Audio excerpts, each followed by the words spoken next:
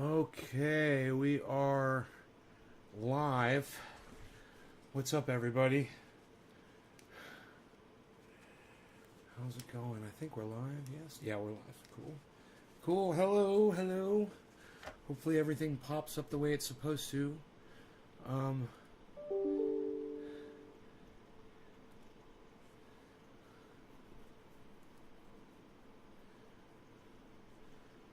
right, so I'm going to send... I know that Grahm is out surfing tonight. That's what he said he was going to do. Karen, thank you. He said, I'm going to be out surfing tonight, but I'm still going to leave him a message.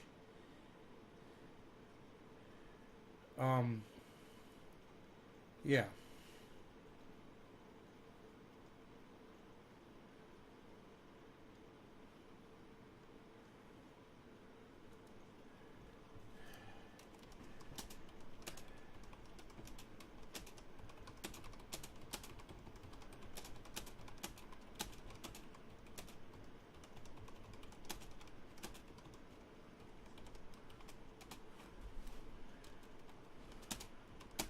I'm sending Grahm a message. I am live now and will respond to all of your gun questions from the Eleanor Goldfield video you just posted. Feel free to ignore me. Just wanted you to know I was addressing it. Okay, great. Great. So we're going to go over the Grahm Elwood video. Those of you that listen to me when I tell you to follow certain people, any of you guys following Grahm Elwood out there? Hey, Yo-Yo Hippie Chick Evans Garden, thank you. My guns are hot.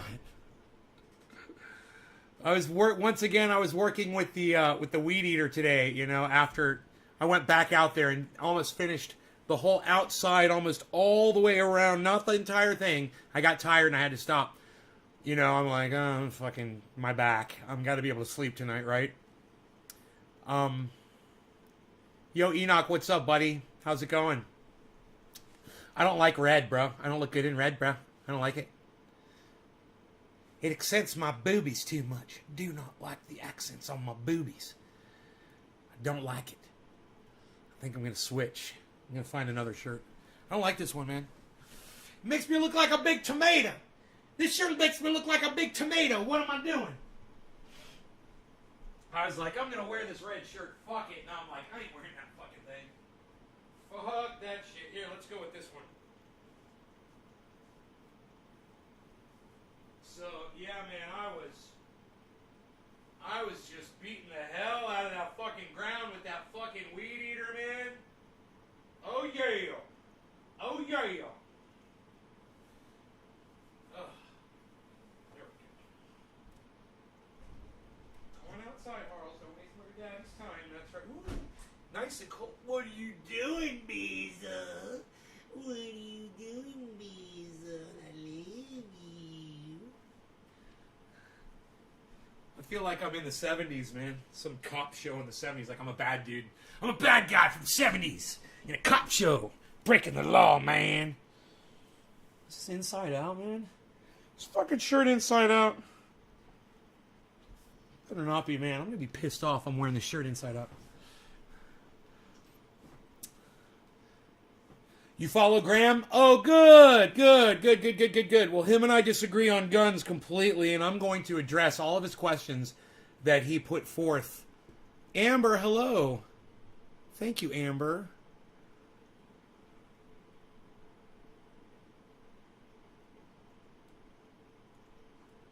Okay, great. Sometimes you gotta switch shirts. I know, man. I look a lot better in dark blue than I do in red, that's for sure. Anyhow, let's get on this. So I messaged Grahm, and I guess I should give a link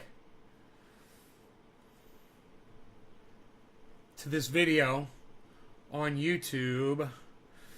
So let me go to YouTube and get a link to it real quick. Okay. Open link. Okay. Copy link. All right. At Grahm Elwood.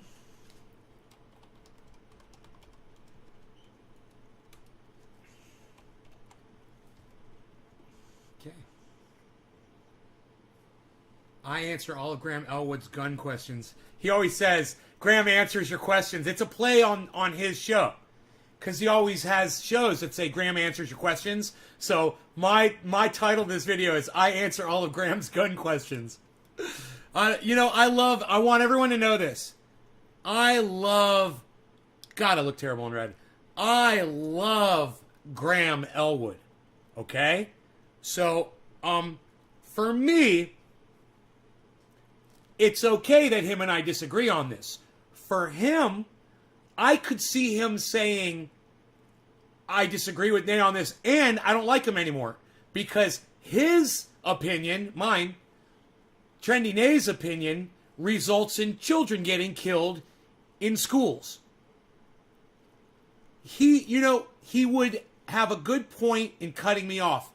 And if Ron Placone has cut me off because of the way I look at guns or anything that I do, all I say to them, to Ron and Grahm, I hope they both watch this, is, hey man, don't write me off, guys.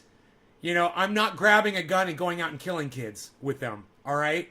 And I'm gonna go through this, and we're gonna talk about all of these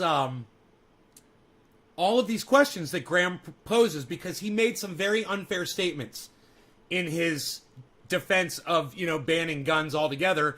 We're gonna go through, but one of the ones that pops out mostly is that he said, cars have improved over the years, and guns are more efficient in killing more people. He says, and cars kill less people. He says, there, I completely negated your car argument. Next argument. No, he didn't negate the car argument at all. He didn't even address what the car argument really is. It has nothing to do with the status of how efficient either of those two mechanisms are. A gun or a car. That's irrelevant to the conversation. And we're going to get into that big time. So if that's something that you think you find interesting, then make sure you... Huh? Who says that? You guys know who says that? Man, this shirt's making me feel very uncomfortable. I'm feeling very self-conscious with this shirt on. Is that okay that I put on a normal shirt, man? I don't like it. I don't like it! Give me a goddamn normal shirt. What do I got back here?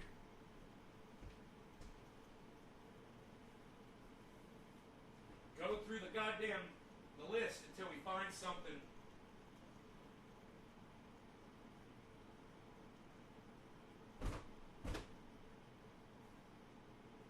Oh shit.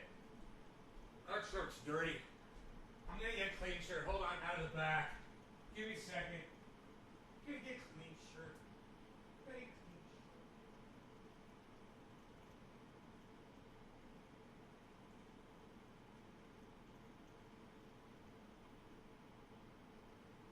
Definitely getting a Bernie Sanders shirt.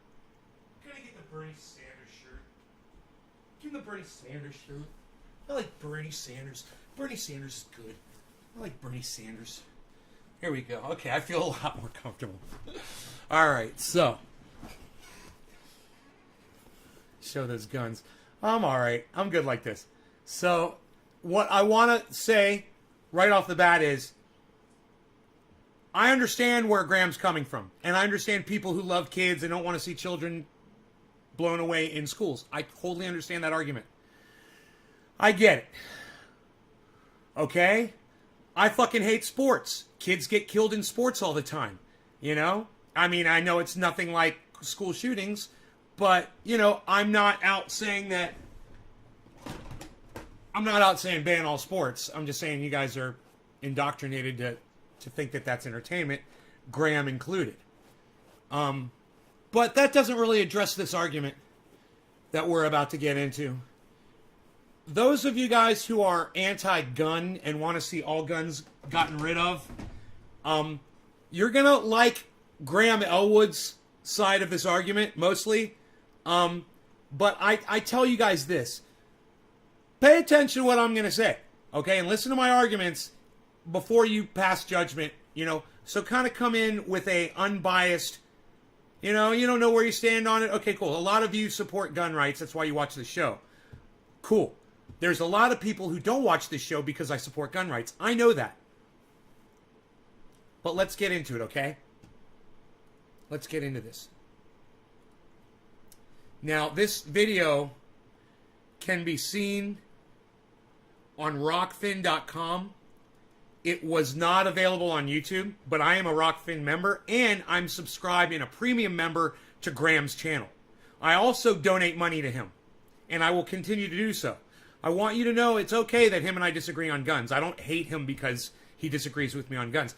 I would hope, however, though, that he would give me an opportunity to talk to him personally about this, even have and I'm not saying a debate. I'm saying a discussion where I can just explain the gun side of things to him, somebody like me who is pro-gun and not a fucking psycho, and why I am the way I am, just to, see if he understands it better. Because he writes off a lot of my arguments and doesn't give any credit to them at all. So let's go with this, all right? You guys ready? Who's ready to get into this? You guys want me to start with a dab first? Bong hit? Hey, I haven't done a bong rip in a while. Let's do a bong rip, man. What do you guys say about that? You guys like that idea? Grahm Elwood. Now make sure you everybody subscribe to Grahm Elwood on YouTube, the political vigilante, Grahm Elwood. Make sure you follow him on Twitter. It's at Grahm Elwood. Make sure you also follow him on Rockfin. Go over to Rockfin and check him out. He's a friend of mine. He's a friend of the show. He's appeared on this show twice, at least. And he's a really good guy, man. I love him. I just, I disagree with him on this. And I'm going to show you guys where I stand on it. All right, here we go. Sure, it's all that nonsense. It's unreal, man. So, let me go over to the Rockfin. Grahm Elwood on Rockfin. Matt S. Shave your knuckles for justice. Your energy is strong today, dude. Boo! That's that vegan fury, man. I don't know, bro.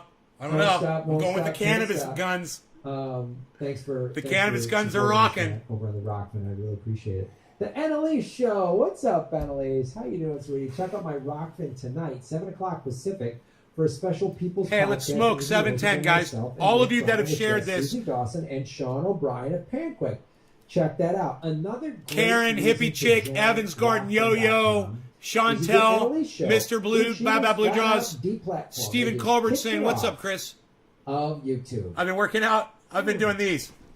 I guess they're not so woke over there at the Google, at the CIA tube. So check out Annalise's show, and again, they're going to be live with Nick Brana. And so weed eating. If you have questions about Nick Brana and the People's Party, thanks for noticing, son. It's fair to ask the questions. Like, I think I'm a big fan of the People's Party. I hope they do well, and you have a right to ask, like, how are you going to do this? What are your policies? Where's the money? If I donate to you, where's it going to go? And what's it going to cover? And those are all great questions to ask. And if you have questions about Panquick, ask Susie. Panquick is awesome. I've seen a demo. I just saw a demo like last week, and I'm like, oh, snap. It's amazing. So check that out. We've had Nick on the show. We've had Elise on the show. We've had Sean and Susie on the show. So go check that out tonight. Cheers to all of you. Tonight. I will be surfing. See, he's surfing right now. Shave your knuckles for justice. I'm sniping him while he's out on the ocean.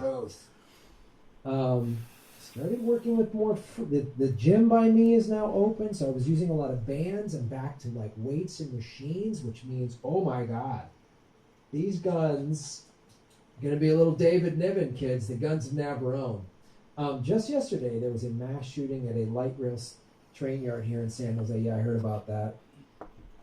First thing I thought of when I heard the news was Grahm and Jordan on Status Quo both saying mass shootings, something to the effect of coming soon to a town near you, and sure enough, there it is. Even in hyper-progressive Silicon Valley, I wish that reputation was even halfway accurate.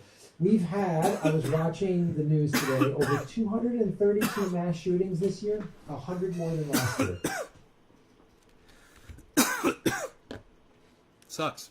I mean, even Gavin Newsom, who I'm very critical of, not a huge fan of, said, "What's wrong with America? What's wrong with us?" Like, that guy. Well, I'll tell you what's wrong with America. One thing is the sentiment. You know, America voted for Donald Trump. Donald Trump's whole persona was, I could shoot someone on Fifth Avenue and people would still vote for me. You know, Americans heard that. That's the man that represented America for 4 years. You know, that changes hearts and minds. That inspires people. Regardless of who the fuck it is. Adolf Hitler inspired millions of people. You know? So, you want to know the source of the sentiment. He says there's more mass shootings. Hey man, I don't blame the guns. I don't blame that there's more guns out there. I blame the fact that, hey man, we fucking voted for Donald Trump, man. We are idiocracy. We're literally playing it out, note for note. We're living it, man. We're getting dumber and dumber. People are getting stupider. That right there in itself is a good enough reason for me to have a gun. Right there, people are getting dumber. I want to protect myself against the dumb people, and we're going to talk about that because he thinks I'm a fanatic because of that. But we're gonna get into all kinds of angles on this. So, you know, I love this guy. I appreciate his opinion. I do. That's why I'm going to let him speak here on my show right now, so you guys can hear what he has to say. Liberal, such a politician, but he even was sounded like he was emotional about it. He was like, "What the hell's wrong with us?" Seriously, I agree. This doesn't happen anywhere else in the world. I agree. I don't want it doesn't happen anywhere else in the world. I agree. And you know what? Donald Trump didn't happen anywhere else in the world either. And you know what else? This is the kind of world where people respect people like Elon Musk because they have billions of dollars. And up until recently, Elon Musk had so many fucking fans. And now the world sees what he is. Everybody understands exactly what Elon Musk is about. But up until the big reveal, hey man, my cousin's kid is a very intelligent guy. All right? He is. You guys, he's together. He's way more fucking together than I am. Now, you saw this kid, you guys would be fucking impressed, right? He thought Elon Musk was a fucking god. You know, he came on my show and argued with his own flesh and blood. You know, we share the same fucking name. We argued over a man who thinks that we're going to colonize Mars. Americans respect a guy who thinks we're going to colonize Mars. That's the problem with America, man. It's not the guns, man. People are getting dumber. And we're not speaking out against what we should be, which is the intellect, the lack thereof, the low fucking IQs that people are producing. The whole idiocracy plot of that movie playing out right before our eyes. It's right there, people. We can see it. We are breeding morons. And, you know, this last generation that came out, the kids that were just a few years younger than me, and I got to tell you, man, everybody that I knew that was my age, that graduated high school, they all got jobs, man. They all got jobs. The kids that were a year younger than me, they did even better. They all went to college, got college degrees, and those guys I swear, man, they became lawyers and doctors, millionaires, landholders, real estate investors, you name it, man. The younger kids that were younger than me, than my generation, right? Another generation, same thing. Fucking super smart, going to school, you know, and then all of a sudden, like 4 years later, like the span of a fucking high school education, all of a sudden, the mentality goes down to nothing. I start talking to kids on YouTube and shit, and I'm like, yeah, what do you do? Yeah, I don't work. What do you mean you don't work? Yeah, I live at home, or I get by, or I hustle. One of my favorite ones. I got to hustle this week because I got no money. I got to make my rent. I got to go hustle. And I got to go cut a deal here, or spin a thing there, or whatever the fuck. Go suck a dick on a street corner. I don't know what the fuck people are doing. But the mentality dropped. People started thinking that they didn't need a fucking job anymore. Now, I'm not saying you should have a fucking job and play into the whole societal thing. I'm just saying, that's what worked for my generation. Getting a job and sustaining yourself and not preying off of other people or the system. That's what worked for my generation. And 4 years down the road, man, it started decaying. Now, I'm not saying that everyone that's 4 years younger than me isn't working. But I am saying there certainly are a lot of you and younger than you that aren't. They're just getting by. They've got a YouTube channel. They're doing Twitch. You know, and they're making money on a video. You know, they're not working. They're creating income. But a lot of these people have never worked a day in their lives. I went out today and I worked all fucking day with a weed eater. You know, I could show you the video of me down there with a weed eater, just weed eating.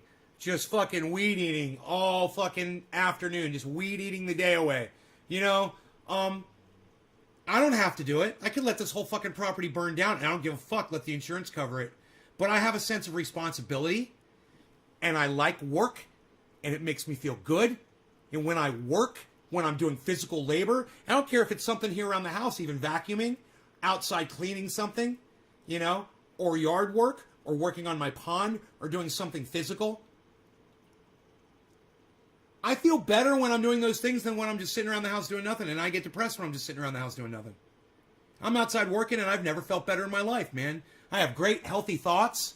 You know, I'm thinking about all kinds of things. Yeah, I was listening to him on my headphones while I was weed eating outside. It was great. I was listening this whole conversation. I was just fucking shaking my head thinking, I can't wait for 7 o'clock to go live with this. Nay, I agree. I believe I might still be blocked on the main 25. Josh G. All right, well, maybe I'll look into that, Josh. See if I can unblock you. So, when Grahm says he looks around and he wants to know why there's more mass shootings, I might just offer that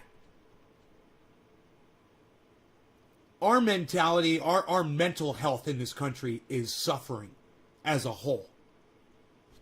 You know, we have a horrible fucking diet. He can attest to it. He knows all about vegan and diet and shit like that. Salt and meat and sugar is making us stupid. And we keep shoveling it down our gullets. And, man, it's not the only problem out there. I'm not saying it is. But I'm saying there's definitely issues out there. And, you know, it ain't the fucking guns. But we're going to get into that. Let's listen to what Grahm has to say. Let's blow some smoke rings into this sunlight. Everybody that is sharing this on social media, let's get me back up here. Look at this number, guys. We're at 19, man. Let's get this to like 27, 28 people, man. That'd make me feel great. All right, let's do that. Let's listen to what Grahm has to say. And make sure you subscribe to Grahm Elwood on YouTube and Rockfin.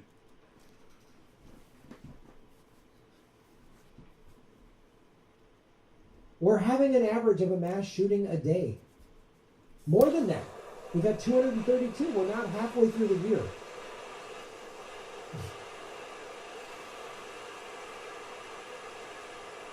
It's insane. How many burglaries happen every day? We're back to normal since the pandemic. This is put back to normal. It's a mass shooting every day and a cop killing just about every day, every week.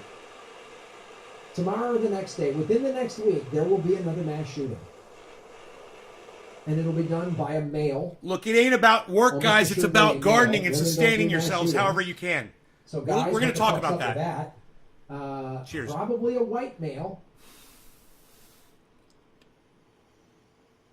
And, you know, probably a history of mental illness with easy access to guns.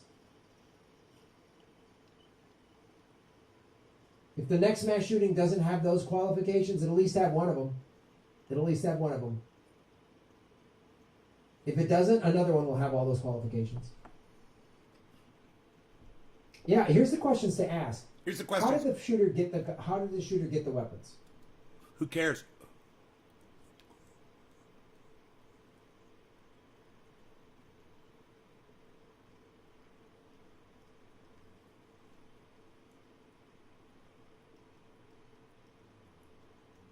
You know, mass shootings happen from all the time from people who are completely legitimate. They haven't been documented as psychotic. They've never seen a doctor. You know, somebody having a relationship at work and finds out his girl is cheating with somebody else at work, right? And finds out everyone there at work knows about it. So he loses it, he snaps, he goes to the office, and he fucking blows everybody away. Then kills himself. This kind of shit happens all the time. He doesn't want to talk about that. There's legitimate reasons, and there's legitimate people out there with firearms that decide to use them to go do crazy shit. Now, in my opinion, it doesn't mean you shouldn't have a gun. I mean, motherfucker get in their car and run a whole goddamn bus stop of kids over in one swerve. You know, you can kill 10 people real easy with a car. Japan has .6 guns per 100 people, and there are still mass killings done by knives and swords. Mass killings aren't a gun issue, it's a social issue. Who is Facebook user? Who just said that? Who is Facebook user? Let's keep going. Chantel, anyone seen the movie Falling Down? That movie explains why people do what they do. Well, it explains why that one man in that one specific situation did what he did. But Chantel, I've had bad days before where everything seemed to go wrong. You know, a lot of people have had bad days. Man, I had a day when I went to the airport and I was all set to fucking get on an airplane, and I go to the counter to get my fucking ticket, and I booked the wrong date for the flight. They charged me $800. Hey, CT, listen, man, if you want to connect your Facebook to my Restream chat, which I wish you would do so it doesn't say Facebook user, do me a favor, buddy, and go to this website. It's chat.restream.io/FB, and you'll be able to connect there. Here, I'm going to put it on screen for you. Okay. It's chat.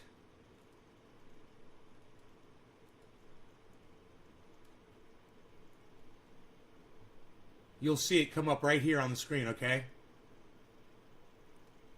Why you beasling? Why you beasling? It shows how fast the mind changes people's actions. Yeah, I mean, things happen really fast, and people die, and someone grabs a gun. Yeah, you know, absolutely. It happens.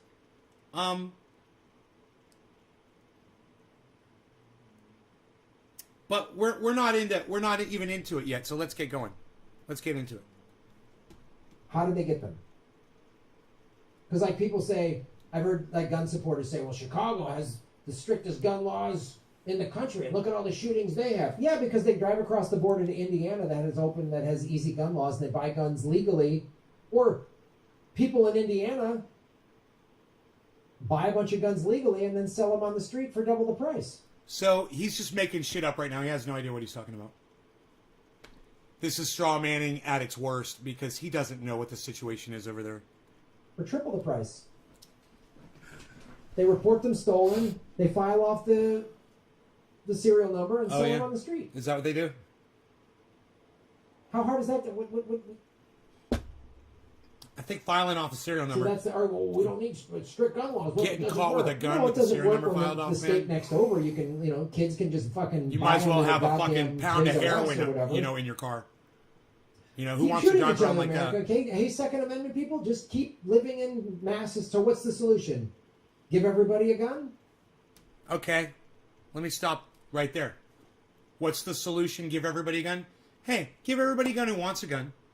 And if there's a reason why they shouldn't have a gun, then, you want to have laws that would stop someone that's a repeat criminal, a violent felon, someone who has mental incapability and has demonstrated that they are not responsible enough to own a firearm. You got to, pass some kind of a competency test, or if you've been reported to be incompetent.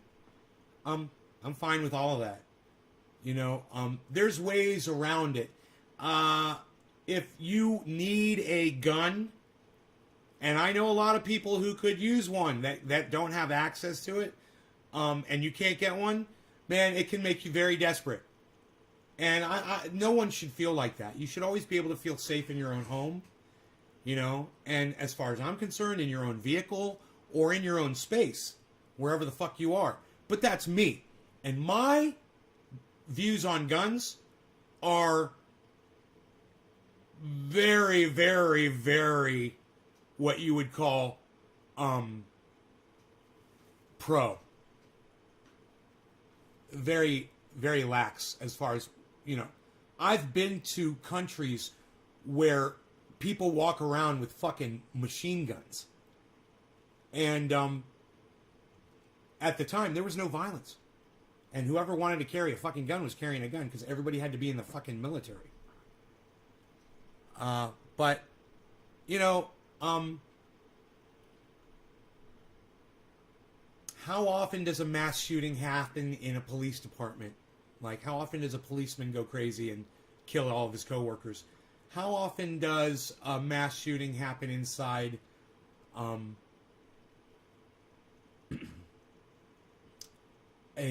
military base where all soldiers have access to rifles and sidearms?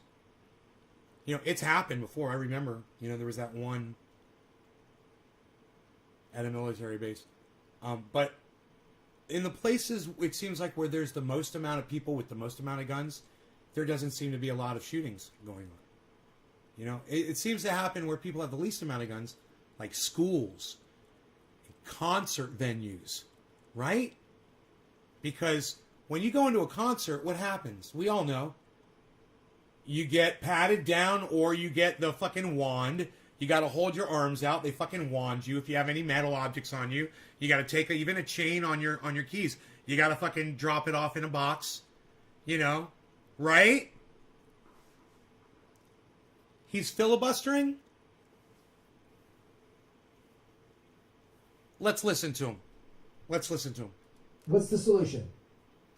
Give teachers guns? That's insanity. That's no other country does this. Just talk to anyone from No other country is free like the United States, and I must say I like it free here, and I bet Grahm does too. I like having our freedoms. I like being able to travel around freely. I like being able to go and hang out with whoever I want to, not being looked into by the government because of the things I say on this podcast or wherever I go.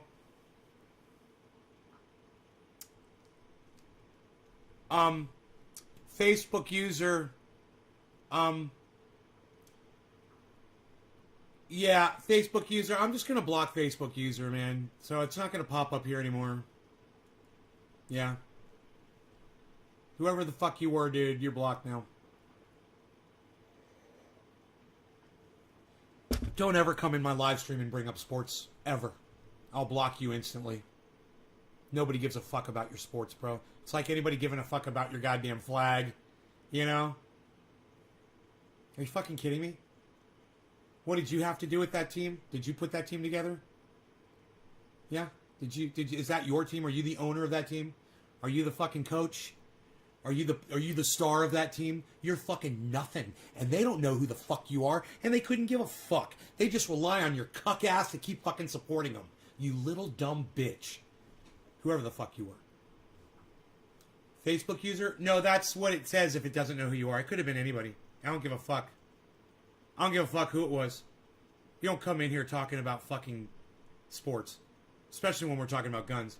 You know, you come in here, you listen to what we're talking about for 3 seconds, you know, you shut your cuck fucking face up, and you enjoy the banter. You know, the interaction that Grahm and I will share together now.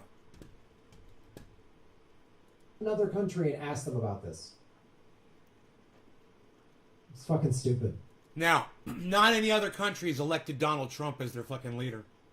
Look, you want to talk about a fucking corrupt government? He's always talking about corrupt government. Government secrets with Grahm Elwood and Lee Camp, right? Make sure you subscribe to that. Make sure you check that channel out. Make sure you subscribe to Lee Camp. I love these guys. These guys are fucking great. But they're both wrong on guns. In my opinion. You know. He's saying that other countries would, if you ask them. So I say this. Ask those countries if they would feel a little bit uneasy if Donald Trump was their president. And he just orders fucking... and he just literally ordered the government to spy on reporters. Do you know that? Hey, do you guys know who, oh, I forgot her name. She looks like a big fucking old substitute teacher that I used to have. She is a international correspondent, I believe, for CNN. She's been on there for years. She's an older woman. She's very old. Very old lady. Very unattractive. She has a very gravelly voice, and she's very unattractive. Anyway, Donald Trump had the government get her home address, her phone book, her phone numbers, her cell phone, her texts, everything. And they totally followed everything that she was doing and saying. I wonder how they feel about that. Why don't you ask him that, Grahm? And then say, hey, then would you maybe want to keep a firearm just in case? Because I know what you're going to say. Oh, they're going to bring a fucking Sherman tank. What are you going to do when they have a bottle rocket launcher? When they have a rocket launcher and they come to your house with, armor and blah, blah, blah. That's the argument that they always say. And I always say this. Well, what happened at the Bundy Ranch? What happened with that standoff with the federal government? They didn't bring a tank to that, did they? They backed the fuck down. Do you think the government would have backed the fuck down if there weren't 75, 100 men standing up there with high-powered rifles on that overpass? Fuck no, they would have driven right past that overpass. They would have gone in there and they would have fucking shut down the Bundy Ranch. Now, I'm not saying what fucking Bundy was doing was okay. As far as I'm concerned, he was an asshole and he was fucking breaking the law. There was no need for him to be doing that. He was literally provoking the government. What I'm talking about is the result. The result is he was breaking the law. The government didn't like it. They sent in armed agents to handle those people, to shut it down. And they were ineffective because Bundy and a bunch of his neighbors and friends and family had high-powered rifles and guns and stood their fucking ground. So when Grahm Elwood wants to say that you can't possibly stand up against the United States government, that was one man with one cause. He was just grazing his cattle on government land. Actually, when you think about it, that helps cut down on forest fire burning, doesn't it? If you're bringing down all of that grass with your cattle, you're fucking helping. The government should have been paying him. It's psychotic. So, thank America and the freedoms that we have that those men had the guns to stand up at the Bundy Ranch. And if you guys don't know what happened, you can go check that shit out. Let me tell you something. One man, one cause. But imagine this. The government starts fucking up. And it's not just one dude. It's everybody that has guns in the United States saying, we're not gonna take it. And they stand up for themselves and they afford change. You don't have guns, you're not gonna change anything. You can go out in the street and march all you want. And your guns can be at home. And as long as those guns are sitting in your home, that government's not gonna do fucking anything to you. Because you can kill them. And they know it. That's important. You want to talk about government secrets, Grahm. You want to expose the government, how they lie, how they can't be trusted, and how we've had Donald Trump, psychotic Donald Trump, for the last 4 years. Now we got psychotic Joe Biden, who's probably fucking following people too. He's probably already got names and addresses, phone numbers, and following texts of all kinds of people. With that fucking pig cunt, Kamala Harris, as his VP. He's probably putting her right to work as a little fucking Gestapo cunt bitch. It's for reasons like that I truly believe that we are much better off. Children are going to get killed. I understand it. And hey, man, I used to say fuck your kids on this show, and I know that turns a lot of parents off. So I'm not going to say that. Look, I don't want your kids to get killed. I'm not going to say fuck your kids. I'm going to say I'm willing to help. I'm willing to try to do whatever it takes. As long as you don't limit the amount of bullets I can have in my gun. You know, hey man, I want a fucking fully automatic machine gun. You know, and I don't want a fucking license to have it. I want to be able to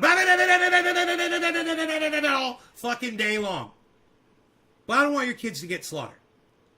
And if you want to work really want to work at preventing the mass murders while preserving my right to defend myself against a psychotic government that I've learned a lot about from this guy. All right? He's exposed the government repeatedly every fucking day. He's taught me well. And I worry about the government. I worry about Joe Biden being a fucking psycho.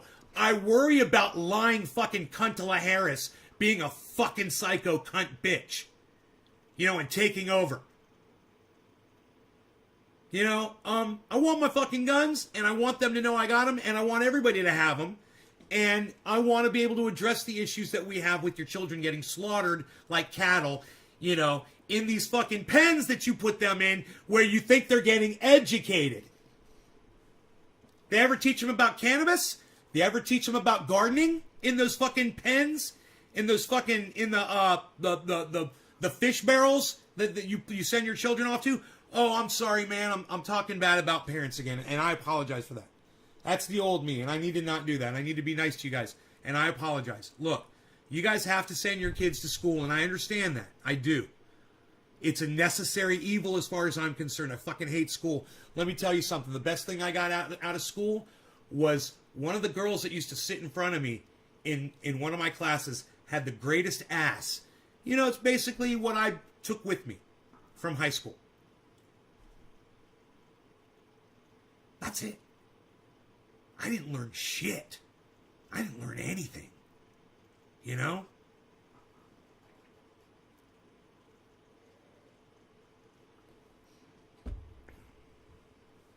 So, I'm here to tell you guys. You want to send your children to school, and you have to send your children to school. I understand. It puts you and I at odds. It puts us in a bad position, doesn't it? Because you're like, dude, you got me backed into a corner. What am I supposed to say to you? You know, yeah, I'm sending my kids to school fucking tomorrow morning. They're going right on the school bus. They're going to stand out at that bus stop like they always do.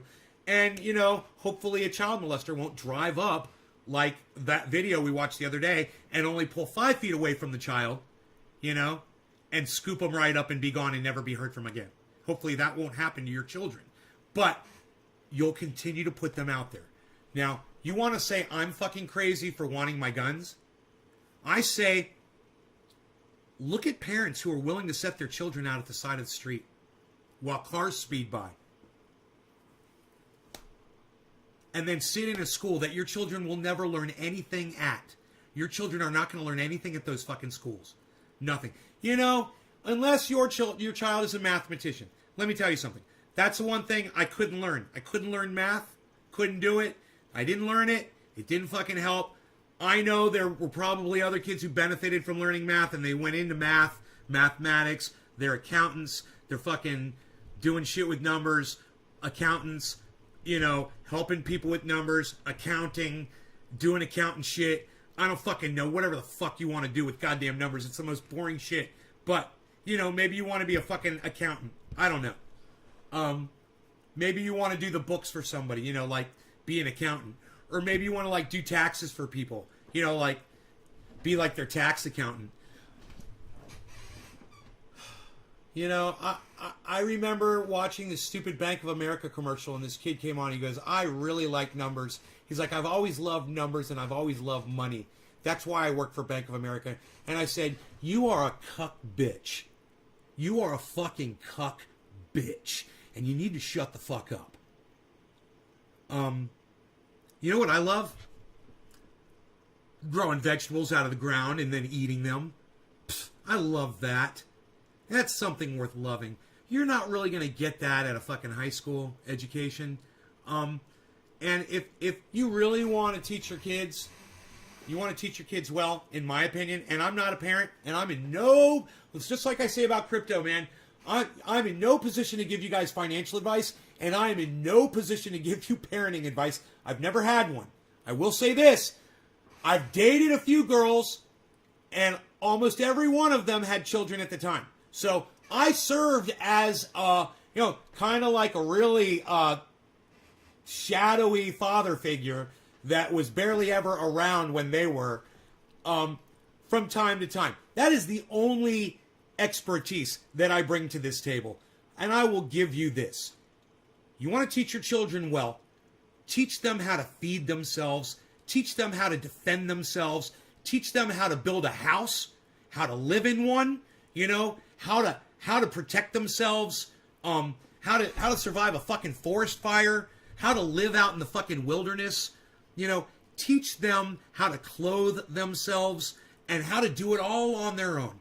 You really want to teach your children well. In my horrible, fucked up, stupid opinion, jobs are going to become a thing of the past. You kids today, you're already refusing to work. They're almost offering you $15 an hour and you guys are still turning it down. Learn how to grow, man. Learn how to garden. Learn how to feed yourselves, man. And if you learn how to grow cannabis, that's a commodity that you can sell to people for money, for chickens, for eggs. Let me tell you something else. A lot of my neighbors, they all have chickens. I can get eggs whenever I want them, man. My neighbors are fucking awesome. I'm set up, man. I grow vegetables. I bring them giant fucking zucchinis. They give me fucking eggs for life. I hook them up with cannabis. I got eggs, man. I can live off of eggs. I got fucking rice. I got vegetables. And I really, everything goes down. I got my well. I got my power from the goddamn solar. Everything. You 3D print guns? Right on, Sean. Right on. Yes, we're talking about guns. We're going to talk about, I'm sorry, not these. We're going to talk about, God, they're so small. God, I got to get bigger, man. I got to bulk up. I need to talk to Robert Mulligan. I got to talk to Robert Mulligan and learn how to be like this. I got to be Necklace. Speaking of Necklace, I got to be Necklace. So anyway, that's what missing. Boy Scouts without the abuse. I never experienced any abuse. Board 5, you're funny.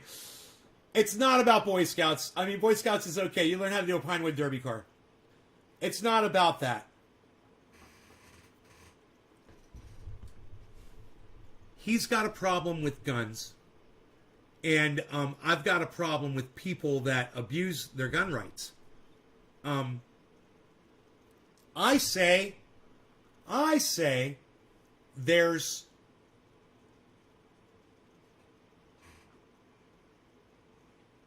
other answers to this problem besides taking everybody's guns away. He says the government's dangerous. I agree. How are we supposed to protect ourselves, Grahm, from the evil government you're always exposing if you want our guns to be taken away? What are we supposed to fucking shame the government like you do? Because, it doesn't seem to be working. They're still killing people in the street. They're still killing folks in other countries and bombing plenty of people. And hey, man, they're shipping our weapons to other countries and turning their head while genocides are going on. How many genocides are we ignoring, guys? How many Hey, Steve Running. How many genocides is the United States ignoring right now? Let me know. Another mass shooting.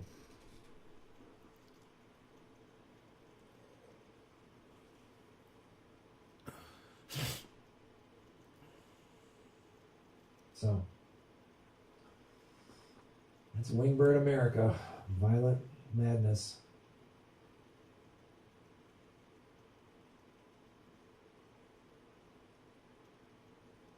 He's going to get into it. Yeah, more people are dying from all over from no healthcare and poverty. Yeah. Yep. It's not an either or. Again, but more people die from they don't have healthcare. Yeah, that's also awful. What's wrong with America, the richest country in the history of the world? We shouldn't have a mass shooting every day. No one should be dying because they don't have healthcare. There shouldn't be people living in the streets. All these problems can be fixed. Look, I think healthcare, which I agree with him on, would fix a lot of the gun problems that we have. When everyone's got access to healthcare, a lot of the people that would flip their shit their minds would work better if they were healthier, and they would hopefully be exposed to more health professionals who could offer them medication or help, you know, even if it's just seeing a psychiatrist, someone to talk to, rather than letting them slip through the cracks and then grab a gun and kill a bunch of people. 134, give or take.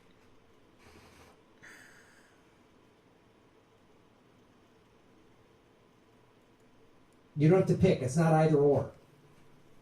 It's just we're dabbing. It's preposterous. But all right, America, just it's a form of insanity to defend this and downplay and say it's not that big of a deal. Oh no. It's a big deal. So okay, I'm not insane.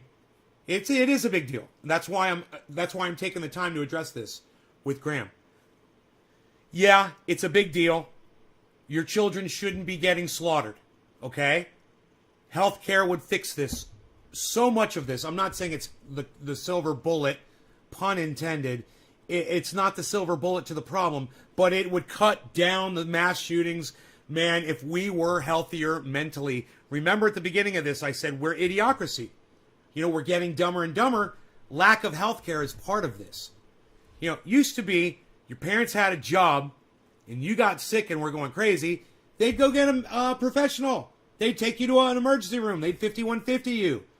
They would help you. People don't have money anymore. People don't give a fuck anymore. People are letting their kids run rampant.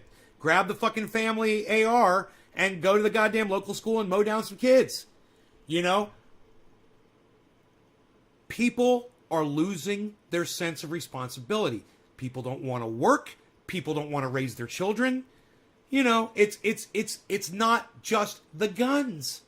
There's all kinds of issues, and he's addressing a lot of it. So I love this. People who are addicts or who live in an alcoholic addict home and make excuses. It's like, you know, your husband or your wife is drunk all the time and they get DUI and they keep getting fired. Yeah, but I mean, I've seen you get a little too drunk too. You know, they make excuses. Well, the boss was a dick. No, you showed up to work drunk. That's why you got fired. You know what I mean? The cop was an asshole. Well, cops can be assholes, but you were drunk driving, so you got a DUI. Even if the cop was a dick, you were drunk driving, which is putting other people's lives. Cheers, guys. Thank you for sharing this video. Please keep sharing it. You're doing so well. Oh, what am I supposed to drink? Water? Keep sharing the video on Twitter. This is that same crazy... Share it at Grahm Elwood. Oh, you can't take my gun. All right. Cheers, cool. guys. Everyone gets a gun? You and your children aren't safe. Does that make you feel good? Texas just now, like anyone can buy a gun now without any background checks? Okay. Mark my words, today is May 27th. A year or two from now, a couple years from when that law was just enacted and it becomes official in Texas, maybe it just became official or it's going to, whatever. Mark my words, 2 years from that date, Texas will have more shootings. Texas will have more shootings. And Texas will have more gun deaths than they did prior to that law. And they're okay with that. Guarantee it. Prove me wrong. They don't care, though, Grahm. That's the point. Remember this day. Yeah. Texas is going to have more power This rhetoric right here isn't helping anything. The power outage problem from March. Texans don't give a fuck. Because we're Texas, we're all alone. And they're like got them off of federal regulation back like in the 1990s. Texas is like 2 steps past me where I am with guns. Right? And I sound very, I guess you would say, liberal with guns. You know, I guess that's the right word to use.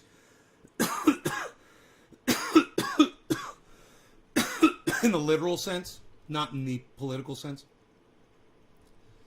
I think that's the correct usage of that word. I'm not sure. But I'm very lax with guns, man. I am very pro-gun. So, you would think, you know, Texas. No. Texas, they'll fucking shoot you wherever the fuck you stand. They don't give a fuck, dude. It's fucking Texas. You know, Texas is hardcore. Texas was, you know, built on the gun.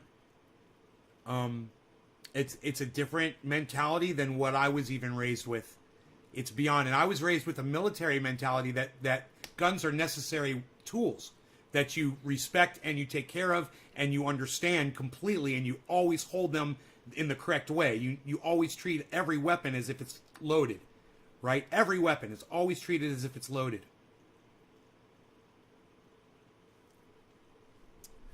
It's just military, you know? But Texas, man, Texas mentality is yeehaw guns. I'm not that far. Now, like I said, I want a machine gun. I want a fully automatic machine gun. You know, I want whatever the fuck I want. If the government's got it, I think I should have it. And if you don't want me to have it, then take it away from the fucking government. And they shouldn't have it either. You know? You don't want me to have a tank? Well, take them away from the goddamn government. You don't want me to have a fucking RPG? Take them away from the fucking government. You don't want me to have a hand grenade? Take them away from the fucking government. You know? We're very slowly but surely setting the odds against us in case we get another monster like Donald Trump in there. You know, and it could happen. There's fucking psychos, man. Imagine if Marjorie Taylor Greene became president of the United States. Oh boy. Oh wow. Imagine if Donald Trump Jr. became president. Imagine if Steve Miller became president of the United States. Do you still not want to have guns? Access to guns? You know? Imagine coronavirus comes back twice as bad. You know, a change. I forgot what they're called. And all of a sudden, a whole bunch of people start dying from that thing, and you get some fucking asshole in the presidency that's blaming China again. And then people start going around and killing Asians, like out in the street and shit. Right? And if you were an Asian person and that shit was happening, you want access to firearms so you can protect yourself from fucking rabid fucking, you know, Republican Trump supporting mob cunts? Mutation. Yeah, imagine COVID mutates. Thank you, everybody. Thank you for listening. Imagine COVID mutates and we don't have a vaccine for the mutation. And a whole bunch of people start dying from it, and you get some jerk off like Marjorie Taylor Greene or this just jerk off from fucking Florida, DeSantis, or the other jerk off Matt Gaetz becomes president of the United States. You know, some fucking psycho. And they say, China virus, the Kung flu. You know, this is all China's fault. China, China, China. And the next thing you know, Asians are getting murdered. Again. Again. You want access to firearms?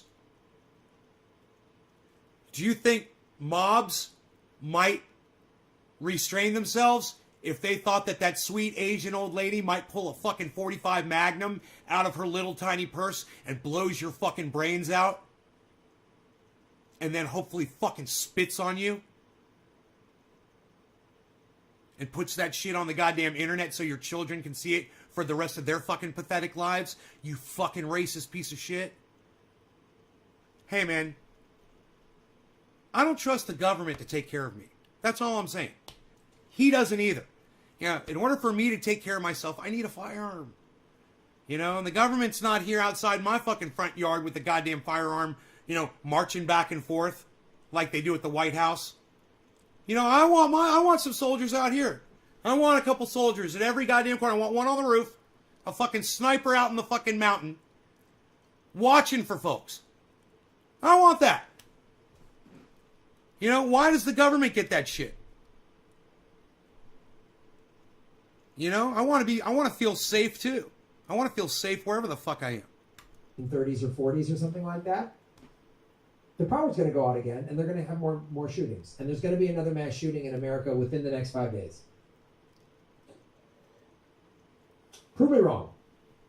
Prove me wrong. I'd love for that to not happen ever again. Yeah, but okay, you like mass shootings. You like so give your kids a gun? So if everyone has a gun, you think that's going to make less shootings? No, give the teachers a gun, or put some veterans at the, you know, that need a job. Put retired veterans at the at the front of schools. You know, harden the schools off so someone can't get into them. You know, treat your children like you treat your money. You know, look at a bank. You guys worship your fucking money, don't you? The fucking Americans, they worship their money. Look at the fortresses they put their money in. These banks, they got guard outside, they got a guard inside. You know, they got giant security systems connected to fucking send the police immediately if somebody presses a button. They got a huge fucking safe with a giant fucking wheel on it. Only the fucking manager, you know, and one other fucking employee knows the goddamn the combination to get into the fucking safe. They've got steel boxes inside there. I forgot what those things are fucking called. You know, they've got barricades set outside the front doors, big yellow fucking steel poles that you can't pull a car up to, so you can't, you know. And then look at a fucking school, man. Look at every school. You guys, people care more about their money than they care about their children. And I don't blame y'all, but I say from the people in the past that have been responsible for building schools and building banks, well, they certainly did fortify the banks and not the schools. Yeah, retired vets. You know, there's plenty of veterans out there who would love to protect your children. Yeah, I would do it. I'm not even a veteran. I'd say, hey, man, that would actually be something that I would do. I would literally do that. I would give me a fucking, you know, everything I need. And you make sure these people have everything they need, you know? Fucking put me on fucking patrol. Citizens on patrol, man. Literally had that thought. If every school had guards, you'd fortify them, and you'd have a lot less mass shootings at schools. Now, they'd move to the nail salon. You know, the Asian nail salon. They'd move to the gay bar down the street. What was that gay club called in the nightclub in Orlando? What was that place called? Please refresh my memory, man. I want to remember. What was it? 50 people died that night? It's horrible. There's so many people got murdered that night. I'm not saying, you know, that I appreciate or want this, Graham. And yeah, I want him to realize that there's gun owners out there, not just responsible gun owners, but there's gun owners out there like me who I'd never shoot a goddamn deer. I'm not a hunter, bro. I'm not here to kill anybody. I'm here to protect myself. I'm here to use the gun as a preventative measure, you know. Pulse nightclub. Thank you, Trendy Nick. Yeah, Pulse. Man, let's remember those people for a moment, shall we? You know, just so Graham understands, we care, man. The cannabis community cares, and the people like me that are NorCal that, you know, have guns, and all my neighbors have guns, man. We care, man. We don't want to see your children get slaughtered. It's true. We're not crazy, man. We want our guns, but we don't want your kids to get hurt, and we sympathize.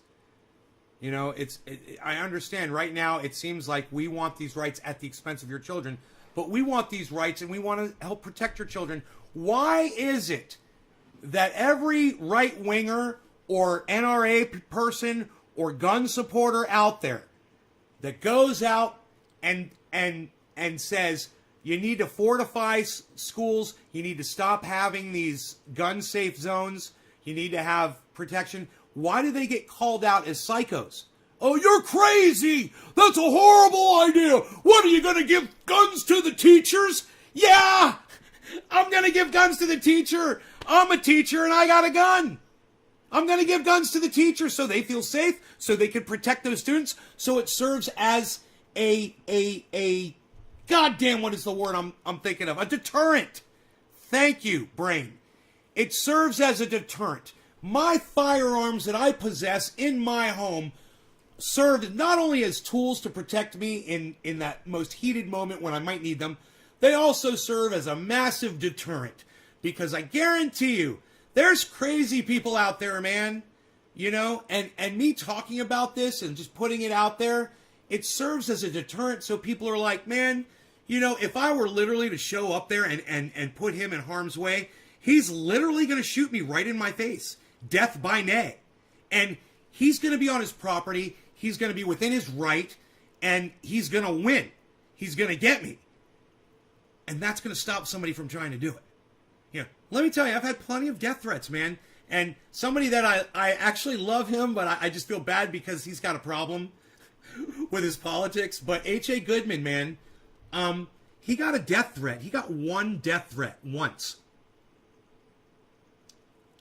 And, you know, he got into guns and he put it out there, you know, that he's got guns and that he's well equipped and he's a good shot and he understands them and he owns a bunch of firearms, and he totally pussed out, man. I'm like, dude, it's like some fucking 13-year-old kid, you know, on his mom's laptop or on a smartphone fucking with you. It's some little dick, you know, or it's some retired veteran that is going, man, I don't want to go to prison over that motherfucker. You know? Either way, you got nothing to worry about. I've had snipers, man, threaten me. I've had military snipers threaten me. You want to have fear? You want to be scared of some shit? Have a fucking military sniper say, dude, fuck you. I'm coming after you. And you're like, oh, dude, that guy's a fucking sniper from the goddamn army. He literally went to war and killed people already. He doesn't give a fuck. You know? And you're worried about some kid in the UK on his mom's fucking smartphone, you know? Trust me, man. There's so many of us out there. There's so much. It's like you would have to be extremely narcissistic to think you're going to win that fucking lottery. And it's okay. You know, if he would just treat it differently, if he would just buck up, that motherfucker would go away. But H.A. Goodman let that guy know that he was scared of him, and now that guy fucking just totally brutalizes him. Poses as him on Twitter. Nobody can fuck with him, and H.A. Goodman can't do anything about it. And let me tell you something. I don't support it. Twitter sucks my dick. Twitter sucks H.A. Goodman's dick because he should be able to tell them, hey, this guy's harassing me and threatening me, giving me death threats. You guys need to take him off of Twitter. And they won't fucking do it. He's impersonating H.A. Goodman. And they won't remove him from Twitter. I got someone impersonating me too on Twitter that they won't remove. But they stopped. They probably lost the password to that account. They haven't logged into it in like fucking 4 years or some crazy shit like that. I tried to get it removed because it had a bunch of bullshit. People would find that and think that was me. You know, and so it's got like 300 fucking subscribers. And just for that reason alone, I wanted to get rid of it. But they won't. You know? Why? Because Twitter sucks. What? What, kids? What does Twitter suck? Oh, wait.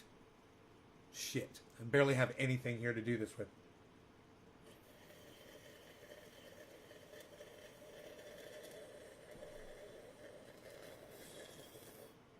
Dick, Sean, that's right! Twitter sucks my fucking dick. Thank you. Let's move on, shall we? All right, back to Grahm. We love Grahm Elwood. Grahm Elwood on YouTube. I hope all of you guys have subscribed to Grahm Elwood. Sign up for notifications. He goes live like every fucking day. He's great, man. I love him. I'm jealous of his widow's peak. I want it. I want his widow's peak. Oh, but he's going gray, and that makes me happy. Graham's going gray. Graham's going gray, and it makes Trendy Nay say yay! Okay. License. Just anyone can have a car. Why have a DMV? Why take a driver's exam? Look, if you want everybody to have certification to have a firearm, okay, I'm fine with that. Fine with that. Let me teach the fucking class. Let me tell you how to teach people how to hold a firearm, not that stupid fucking pig that was in that school one day and took a goddamn gun out of his holster and shot himself in the foot. All right, I know you guys all remember that because we watched it on this podcast. It was years ago, and we laughed and we laughed and we laughed. I just love it when a fucking pig shoots himself. But as a fellow gun owner, he didn't treat that gun as if it was loaded. At one moment in time, it was directly pointed at his foot while his finger was on the trigger. Okay? You can't do that. Now, if you want my opinion, you want my class? My class says if you holster a gun, the way to do it safely is to make sure it's not cocked and ready to go. Anytime you put a gun in your holster, make sure it's not cocked.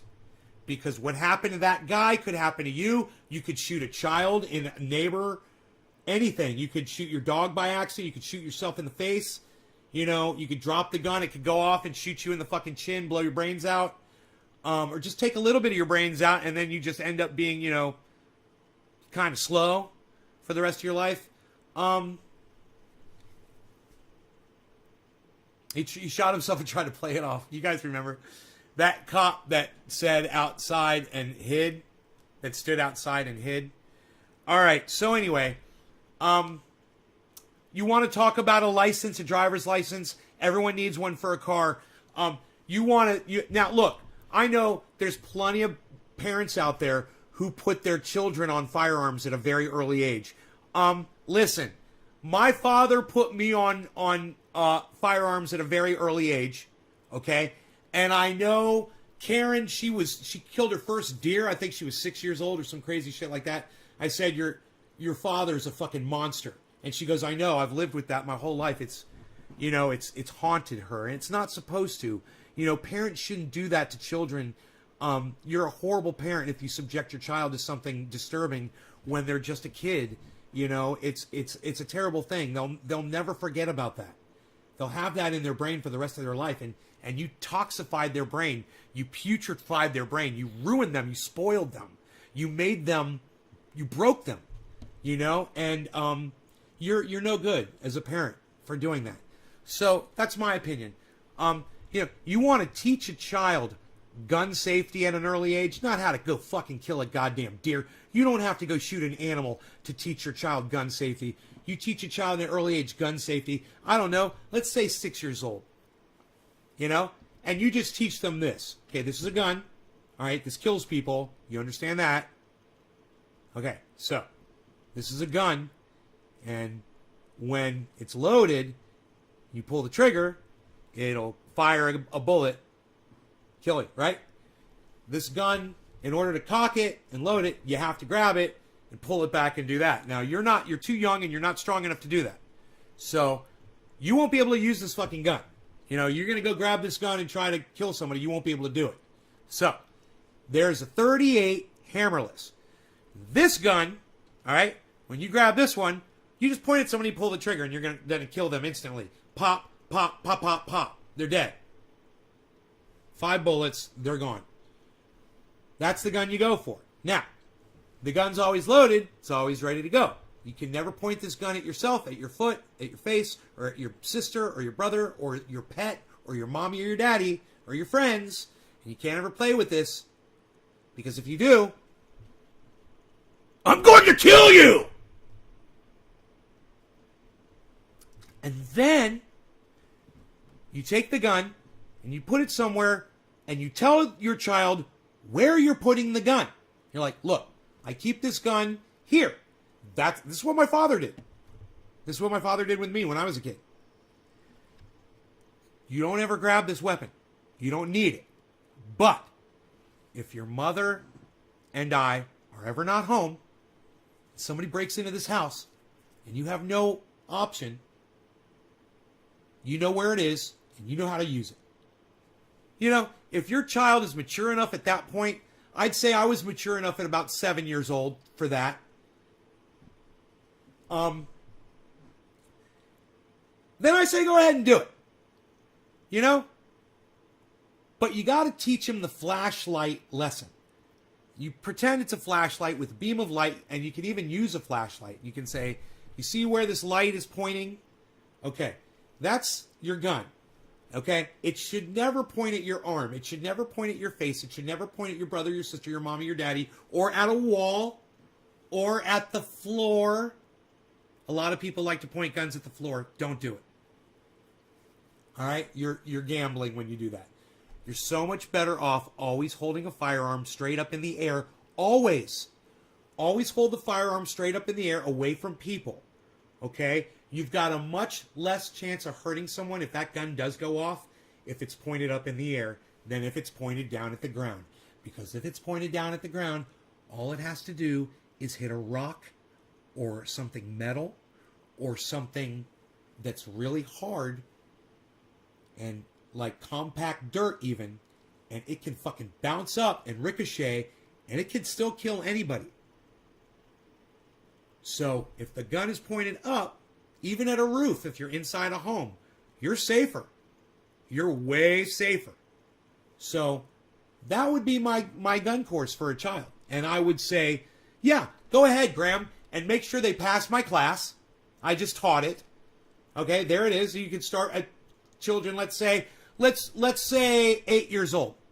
Okay? And it's up to the parent if they want to start at 8. And if a parent is confident that their child is ready at any age, then I say fine. If your child is 4 years old and you feel like they can handle a fucking firearm and they're smart enough to know not to kill somebody, there's children out there smart enough to do that. I'm sure 4-year-olds. I'm sure you could teach a 4-year-old not to kill somebody with a gun. So, that's my gun safety class. All right? I don't agree. It's safer to aim at ground between the shoulders. What? Yeah, I don't agree. Well, you don't understand firearms like I do. You know, I obviously understand firearms. You know, I understand the physics of a bullet better than you do, obviously. I still remember the Christmas movie and the kid got his eye shot. What if grandma's upstairs, Nay? Well, you know, when you are underneath somebody, you don't point that gun up at where they are. You would point it up and out this direction. So it would go out the wall. But not straight up where, obviously, if there's somebody above you, what did I say? It's like a flashlight, right? So if grandma's upstairs, like this, and then look, I'm not going to hit grandma at all. Still pointing it up, just not straight up, because I'm not a fucking idiot. Good question. I disarm my weapons into the sand pit by my home. Okay, Jerry, you're a fucking idiot. Think about how stupid it is what Jerry just said. So Jerry's shooting his bullets into the ground when he's done. Not only is he taking a risk there that it's going to hit something in the ground, but he's putting objects in the ground that a bullet could ricochet off of and come back and shoot him right in the eye. So, Jerry, you know, I'm teaching the class. I recommend that you listen to me. You're going to learn something instead of trying to come in here and teach my audience what's obviously not smart. There's no bullets embedded in the sky, bro. You know, if you don't understand how to take a bullet out of your gun, you shouldn't have a fucking, without firing it, you shouldn't have a fucking gun, Jerry. You know, obviously. You don't know how to take a bullet out of your fucking firearm without firing it? Holy shit. Wow.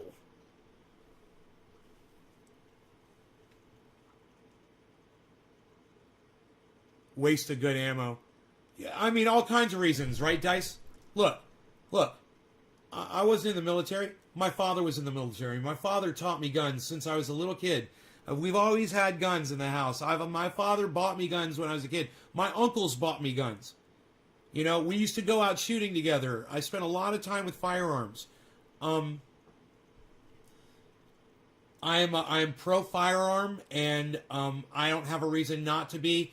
Firearms have protected me at times when I needed them, and I've used them before. So, you know, I'm definitely pro firearm. I think I know a lot more about firearms than anyone that would tell you to point a gun at the ground. That is just stupid. You know, you're pointing at a gun at the ground and walking. How many times does that gun cross over where your foot is? You know?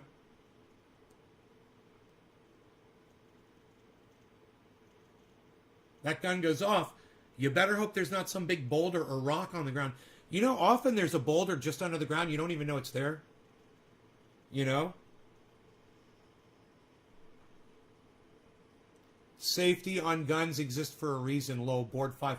Hey, board 5, not all guns have safeties on them, brother. So you don't understand guns either.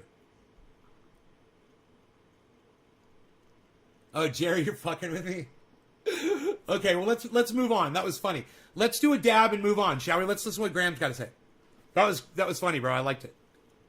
Driving's a privilege, but owning a gun is a right? I'm glad that you guys are talking to me. Cars kill people. Yeah, and you have to go to school, and you could lose your license if you keep getting in accidents or get a DUI. If you fail the driver's exam, you don't get it. If your eyesight goes bad, not if you're your driver's license. When you get too old, not if you're. What is her name? Kylie Jenner. The state can take your privilege, your driving privileges away. Not if you're Kylie Jenner, man. You run people over, kill them, DUI. Fuck it. You're fine, bro. I mean, you're fine. 100 times safer than the car of 50 years ago. Lady. Guns today, more this is lethal. for everybody that is still sharing this. Thank you guys so much. Keep sharing. We're doing really good. Please keep sharing the video. Next argument. Next one. Next argument you want to lose with? Next. Australia had a really horrific shooting in Tasmania in the early 90s. And they said that, and the country overwhelmingly said, we're done. They passed all this strict regulation. They made. Yeah, they don't have Donald Trump as the president either, or Joe Biden.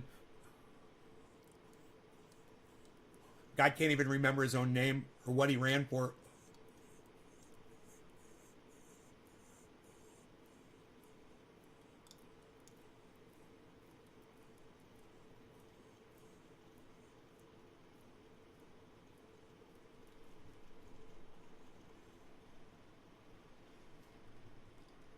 Guns really hard to get. You can still own them if you're like a rancher. Next. A is 100 times safer than a car of 50 years ago. Guns today, more lethal.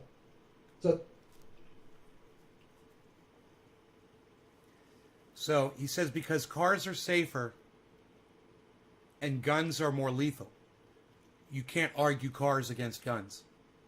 I'm going to argue cars against guns right now. Okay? Automobiles kill people every day. Okay? It might not be as many people as guns. The numbers really don't matter. There's all kinds of things that kill people every day, like smoking cigarettes, you know, drinking alcohol, driving cars, or guns. Okay? We choose to allow things like cars that kill people, or tobacco that kills people, or sugar that kills people, you know, in our society, because we have a desire for those things. So as a whole, we vote to keep those things. You know, the reason we have guns is because as a whole, we've spoken and said we want to keep our guns.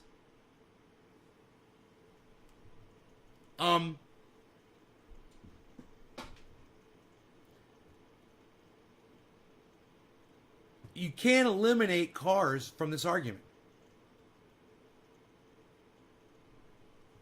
You can't eliminate cars by saying cars are kill less people and guns kill more people now. So that eliminates the argument. You can't compare guns to cars. I just totally did.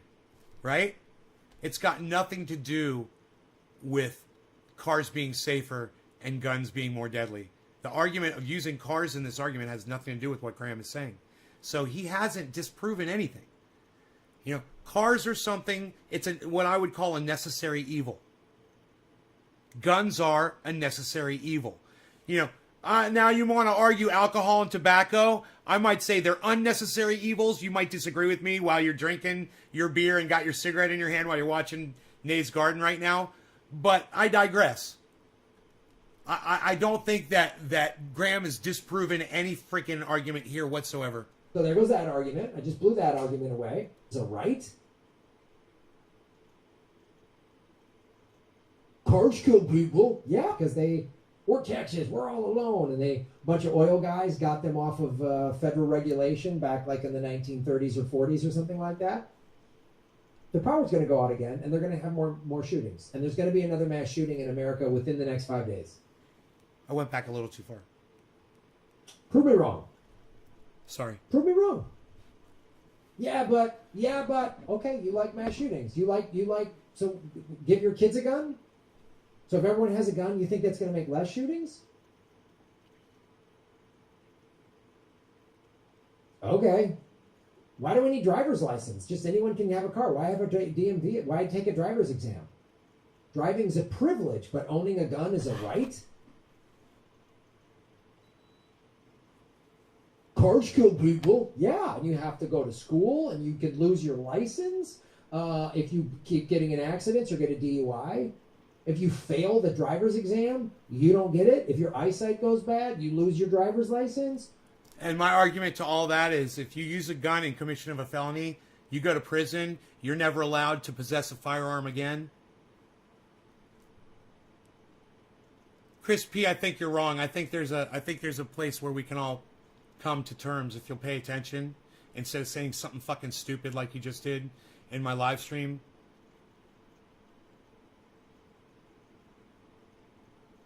Well, I like what you said about never using alcohol when you've got firearms. Somebody almost shot me in the face with a machine gun when they were drinking alcohol. When you get too old, you lose it. It's gone. You lose it's a privilege. And the gun discharged. Almost hitting me in the face. The state can take your privilege, your driving privileges away, and cars have all these safety laws. The car of today is 100 times safer than the car of 50 years ago. Guns today, more lethal. So there goes that argument. I just blew that argument away. It's not an argument. Next argument. Next one. Not an argument. So we weren't arguing that. Nobody's arguing that. He's look at him fucking filibustering on that. Australia had a really horrific shooting in Tasmania in the early 90s. I remember that. And they said that, and the country overwhelmingly said, we're done. They passed all the strict and I say they don't have Donald Trump. It's really hard to get. You can still own them if you're like a rancher or something. It's really hard to get. They don't have Donald Trump as a fucking president either. Or Joe Biden. How did that happen? Oh, there's no NRA. The NRA is a gun lobby. Yes. Right? And every time there's a mass shooting, gun sales go up. Yes, and I understand that. I have actually purchased firearms or bullets around those times. Number two, I'm thankful for the NRA. And you might fucking hate me for saying that, but they defend my right to have my firearm. So, I know they're a bunch of fucking assholes. I know it's all about money, and I know you might not like the way they do what they do, but they accomplish for me, and they have always accomplished for me, what my goal is, and that is for me to keep my right to possess my firearms. And I want everyone that's capable, willing to possess firearms to do so without being harassed or whatever. And if you want to deal with the people that are falling through the cracks, let's address it instead of going after my right to possess one. Okay, let's address the issues. The issues are kids getting killed. The issues are mass killings. We can totally talk about that. There's already plenty of ideas, and there could be plenty more. So they infuse fear, and the NRA spends money primarily with the Republican Party, but they still spend on Democrats. Like AIPAC spends a little more with the Democrats than they do with Republicans, but they still spend across both parties. It's the same thing with the NRA. And they use fear-mongering and propaganda. Sure they do. Thank you. I see some propaganda like showing like a guy, I don't know, something somebody put on. I gotta say, Grahm, you saying that everyone that is pro-gun is psycho and doesn't care about children, that's propaganda too, bro. Hey, I love you, but I gotta call you on your bullshit. I don't want people's children to die. All right? Some of my best friends, I always think about these kids, man. They've got beautiful kids, man. I freaking love them. And I would be devastated if something bad happened to their children. As if they were my own. I would be devastated. It was supposed to be some joke thing. It was like a guy having sex like he's a woman or something like that. And it's basically saying this guy's a pussy.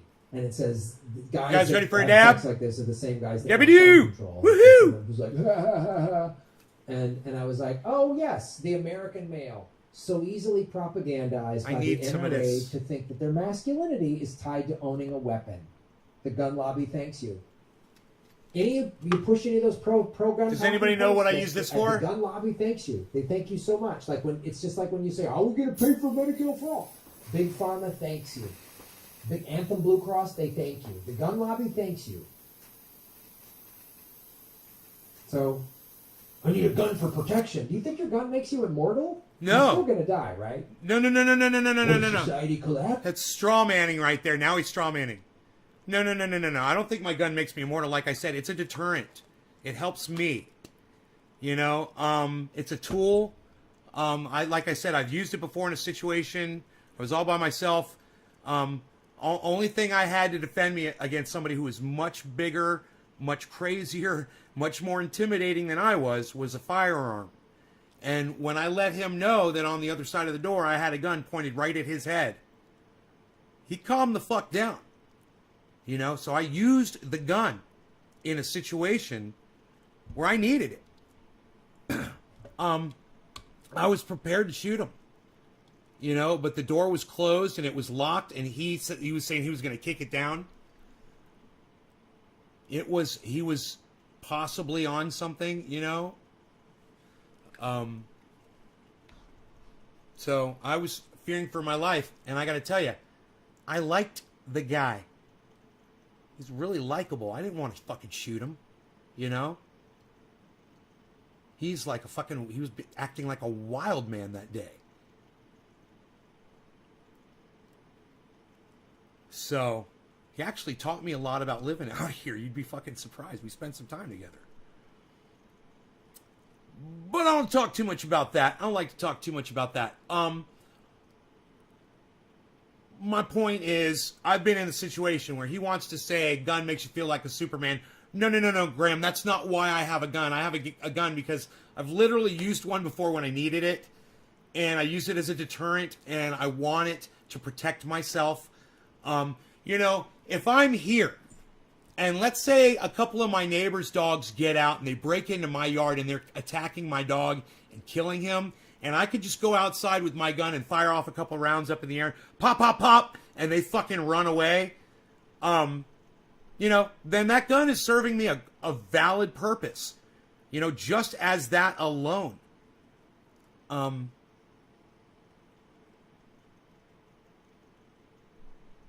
By Jason Holloway. Kneecap always on my first choice to do harm.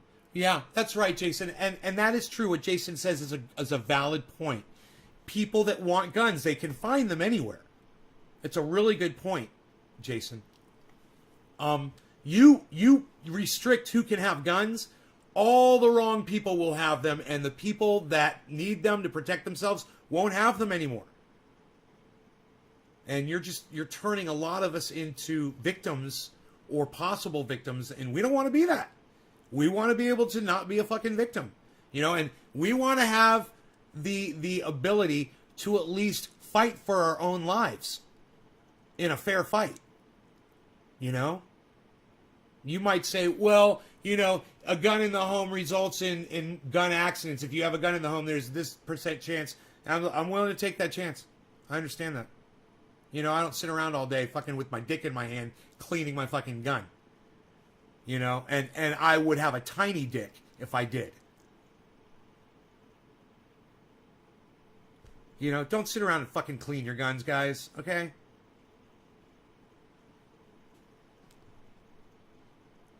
Collapses, and I don't have a gun. Like the crazy survivalists always, they can't wait for society to collapse. So Bullshit. Bullshit. Man, I hope I'm wrong. I hope Guy McPherson is wrong. I hope the world lasts a real long time. Hey, man, I hope fucking Elon Musk colonizes Mars and proves me wrong, man, and that there's a whole bunch of people living on Mars before I die. Wouldn't that be fucking great? God, that'd be fucking awesome. You know, convert it to goddamn oxygen over there, like, and cool it down. I don't know. Whatever the fuck you guys figure out how to do. That'd be fucking great. Go ahead and do it. Prove me wrong. It sounds a little challenging, though, doesn't it? Proving me wrong? So I just assume I like to play it safe. Yeah, I like to err on the side of caution. My father taught me that. It's always better to err on the side of caution. For me, erring on the side of caution is having a firearm in the house. You know?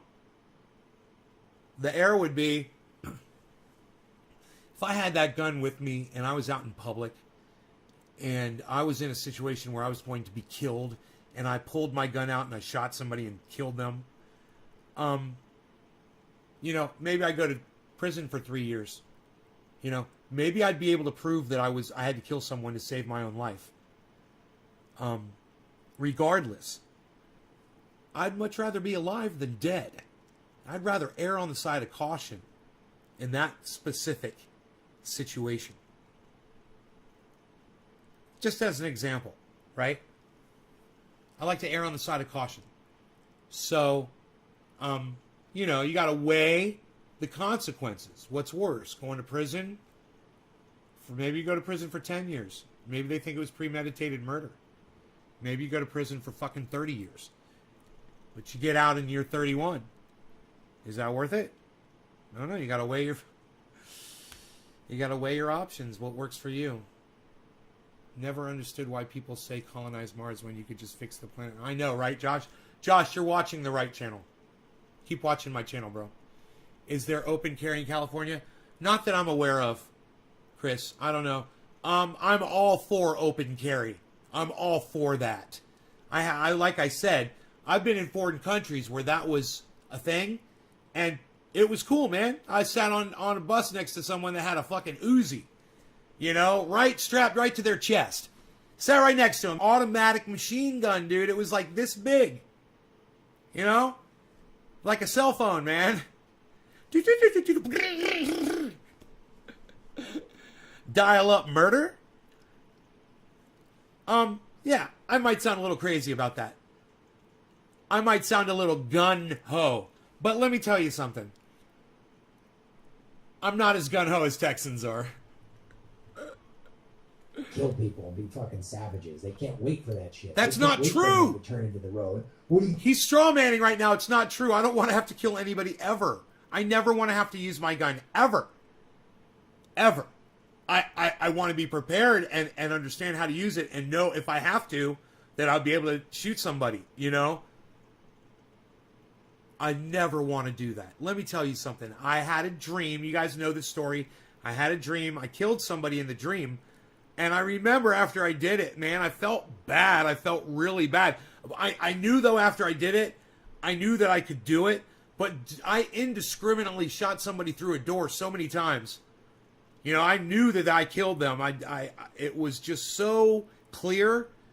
And, man, I'll never forget. I was fucking the bullets going through the door.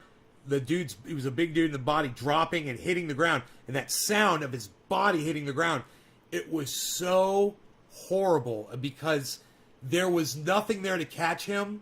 You know, there was no muscle. And so his body just sounded like a fucking bag of like laundry, you know, just hitting the ground. It just sounded so, it was so vulgar, man. You know, I'll never get that out of my head. And, you know, if I had to do it, I'd feel fucking horrible, man. I don't want to have to kill anybody ever, man. I had 2 people threaten me. Totally fucking threatened they were going to murder me, blah, blah, blah, blah, blah. Hey, man, after time, they fucking looked me up and they were like, bro, I checked out your show the other day and I'm sorry, blah, blah, blah. Hey, man, can we let bygones be bygones? And I was always like, yeah, man, absolutely. You know, I have no problem with that. That's great. You know, you're growing and you don't want to kill me anymore. So, yeah, I support you. You know? Absolutely. I just want to get along with everybody. So, Grahm, don't strawman people that are pro-gun. You're misrepresenting me, and you're propagandizing your side of this argument, and at my expense. But I love you, bro. I love you, but you need to understand that there's another side to this argument. There's people that love you, bro, that support you in everything you do, and I always will, that disagree with you on this subject. When society collapses, what are you going to do? Punch my way. I'm out. Punch my ticket. I'm done. Really? Society just becomes like mayhem. There's just roving gangs. Sounds like my in the sister. streets, and people are just getting raped and killed. What the fuck do I want to live in that world for? Grahm, I'm going to offer you an invitation because I love you so much. Grahm Elwood, when society collapses, you and your family can come live with me on the mountain. How's that? All right? That option is open to you. Now, I'm not saying that you're still not going to punch your ticket. But if that were to ever happen, you might actually be in a place where you want to live. You might have a beautiful counterpart. You might even have children. You might have a pet that you love, that you want to protect. And you might be like, wait, dude, if I'm going to punch my own ticket, I got to punch their tickets first? Even my pet? What are you going to do? Flush your goldfish down the toilet, bro? Have some responsibility, man. I'll make it easy for you. All right? I'm not crazy. I'm not crazy at all. I'm offering you an alternative to punching your own ticket, okay? That's only to him. Any of you other fucking crazy motherfuckers show up, or his audience, Grahm and I are going to take you out. We got fucking guns, and we will fucking do it. We can punch our way through anything. I'm done. If I can't surf, tell jokes, and watch baseball, fuck this. Baseball? I'm out. Why do you love sports so much, Grahm? That is part of the mentality. That is part of the mentality right there. You think that watching guys on a field with a wooden stick and a ball, throwing it and hitting it, is somehow a display. Fuck. Blame for COVID is like blaming hurricanes on Barbados. Goddamn people in Barbados keep running around in circles. They're causing hurricanes. So, your gun can't stop climate collapse. Couldn't stop a pandemic. If you want to just shoot your neighbor, then you got all these guns. I got these guns. Try burning this one. Eventually, if society collapses and you're in your fortress with your militia and all your guns, you know what someone's going to do? They're just going to burn you out. I'm in my fortress with my guns. They're just going to set your fields on fire. And there's nothing you're going to be able to do about it. They're going to smoke you out till you smoke to death and die. They're going to cut off your food supply. They're going to contaminate your water. That's how, like, savage tribal shit would go down. That's how that'll work. So then what with your AR-15? Society collapses, you better be ready. Okay, they got a dentist in the apocalypse. When everything society collapses, you have a dentist, you have a chiropractor, you have an eye doctor. Because let me tell you something, little root, and we saw that this pandemic, kids. I think we're so tough. Ethereum's in 2007-10. What are you gonna do when the food supply? Grow my own food. Okay, again, someone can burn your crops. What do you do when you twist your ankle? Don't just go to the doctor and get it taken care of. We saw that when COVID, the hospitals were overrun and routine. What are you gonna do if you have a heart attack or a stroke, or just shortness of breath? There's no doctor to go to because society's collapsed because you didn't want gun laws. And you kept voting for idiot Nazis and fascists, either in the Democratic or Republican Party. I'm sorry, what happened? No, I just want you to see what this I'm going to live off the grid with my guns world looks like. It's going to be horrific. It's going to be horrific. Yeah. No, it's not going to be horrific. I'm basically living that life right now. And me and all my neighbors are getting along just fine. Yeah, I just want you to know what happens. Yeah, what happens? What happens if your appendix bursts? Hey, man, let me tell you something. There's plenty of doctors that live in my town, and I have a feeling that they're going to keep doctoring even if, the grid goes down.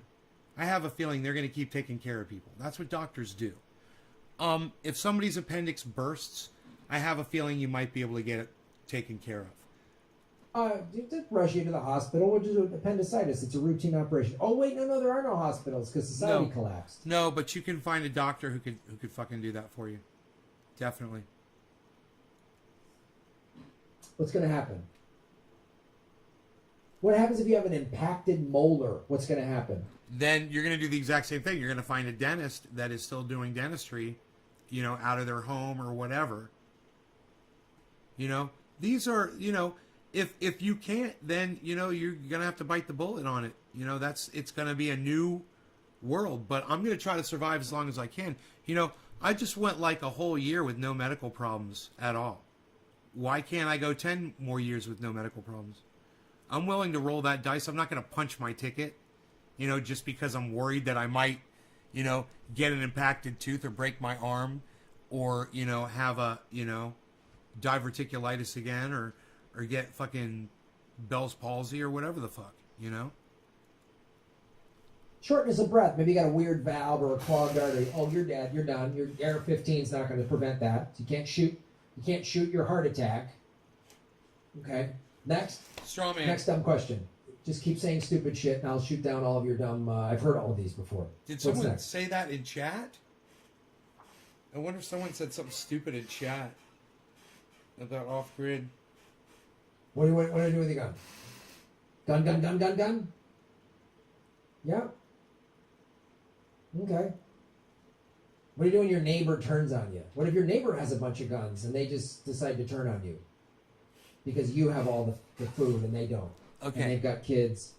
That's why you should organize with your neighbors, and everyone should learn to get along and live together, and you create a community inside your neighborhood where everybody knows everybody and you all help and take care of each other. And then when somebody needs medical treatment, somebody might know a person outside your network who is a doctor or specializes in the kind of medical care that you need. And your kids are grown or whatever. Then what? Then what happens when your neighbor turns on you? People turn on each other.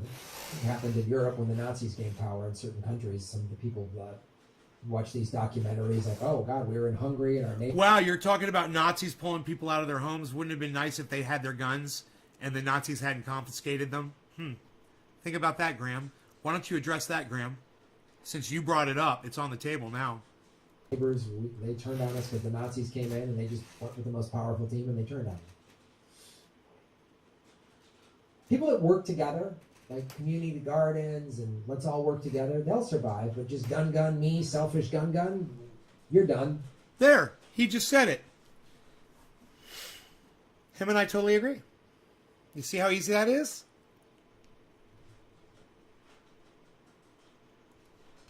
You're done. Okay. Next.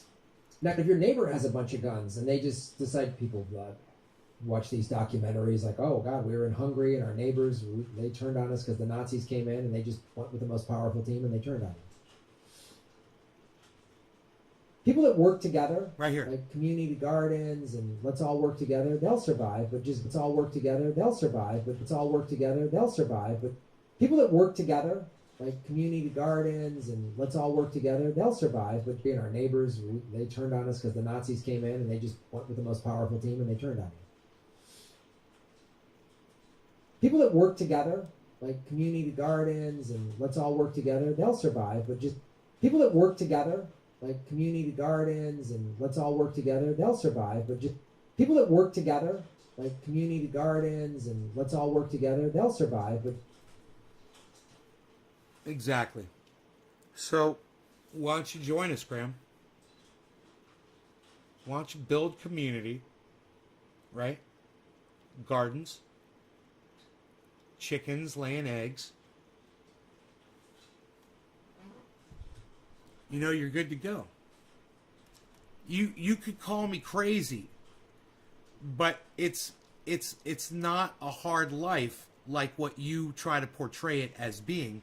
People can see how I'm living right now. This is it. This is how I'd be living. I wouldn't be broadcasting probably to the internet anymore.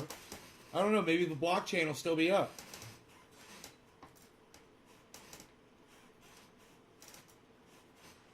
A lot of the blockchain is supposedly running on green energy. Maybe the blockchain will still be up. Maybe I'd still be broadcasting. Who knows? My point is this. You've got a lot of negative things to say about things you know absolutely nothing about, Grahm. But it's funny because you make the one statement that matters. You then at the end of that you want to tag it by saying, but gun, gun, gun. Well, part of those gardens and those neighbors and the community, part of that is defense. To keep that, what good is it? What good is a garden if you don't put a deer fence around it and the deer come at night and they eat all of your fucking lettuce and your hard, grown vegetables like tomatoes and stuff? What good is that? What good is your community if you don't have cameras set up, security patrolling,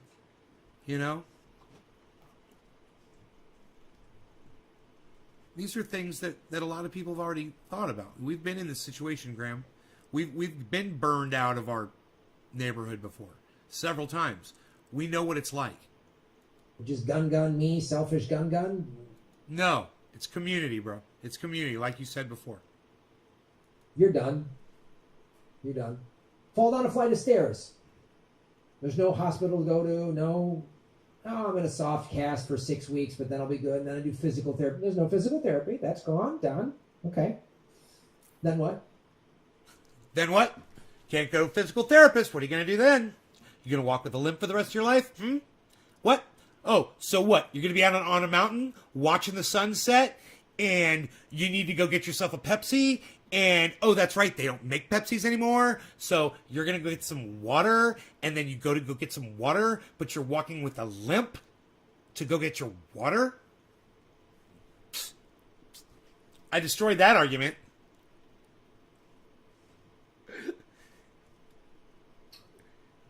Eyes go bad, I'll just go to the Walgreens and buy a pair of readers. No, those are done. Gone. Those got smashed. That's why I bought a bunch of them. I bought a whole bunch, stocked up on these. Like he said, it's good to stock up on them and treat them, keep them in a case so they last a long time. Because you never know when, you might not be able to buy... You might not be able to buy that item anymore. There's 3 per box. So I made sure. Stock up. Graham's no big deal. So I got a box of readers, bro. Big deal. Just fucking blew you out of the fucking water, didn't I? Oh, you don't think that there's readers in here? Well, let's find out. Maybe I'm just full of shit. Huh, I wonder what this is. Ooh, still got the tag on it. Still got the tag on it. What are these? What are these? What? Let me ask you a question. What the fuck are... Ooh! Grahm Elwood is here. Ooh, is Grahm here? Oh, this is a pre-recorded, I think. Ooh, ooh. Grahm Elwood. Hello, Grahm with the guns. Ooh, he's got the guns.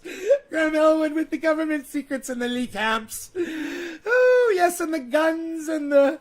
Oh, and the shaving the knuckles for justice. Oh, you must love him. So I've got this pair right here. And what's this? What do you think this is? I don't know. Let's find out. Remember, I got these right here, too. I got these. These are the ones I use. What's this? Whoa, these have a tag on them, too. Brand new readers, Grahm? Wow, man. Let me tell you something, Grahm. Your arguments are really weak and really easy to just... Woo! What is going on, everybody? I'm back so quickly. Ooh, this is a new pair. Ooh, I'm going to be around for a very long time. We've got a lot of pairs of sophisticated nay.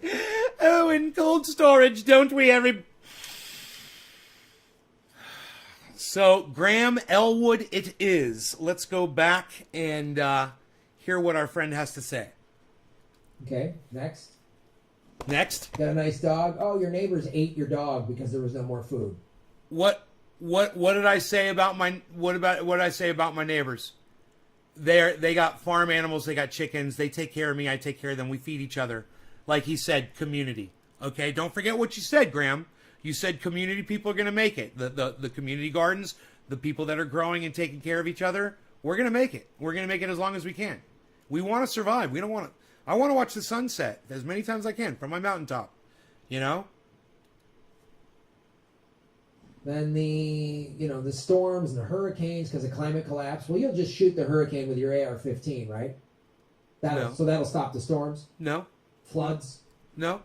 Oh, brush fires are going to start. Yeah. In some place like California where there's dry climates, there's dropping water and all this coordinated. No, he's right. That's all gone. So no. So the brush fire, you're going to shoot the brush fire with the AR-15? No, I've got a 2,500 gallon tank sitting on my, or it might actually be a 5,000 gallon tank of water sitting up here on my mountain.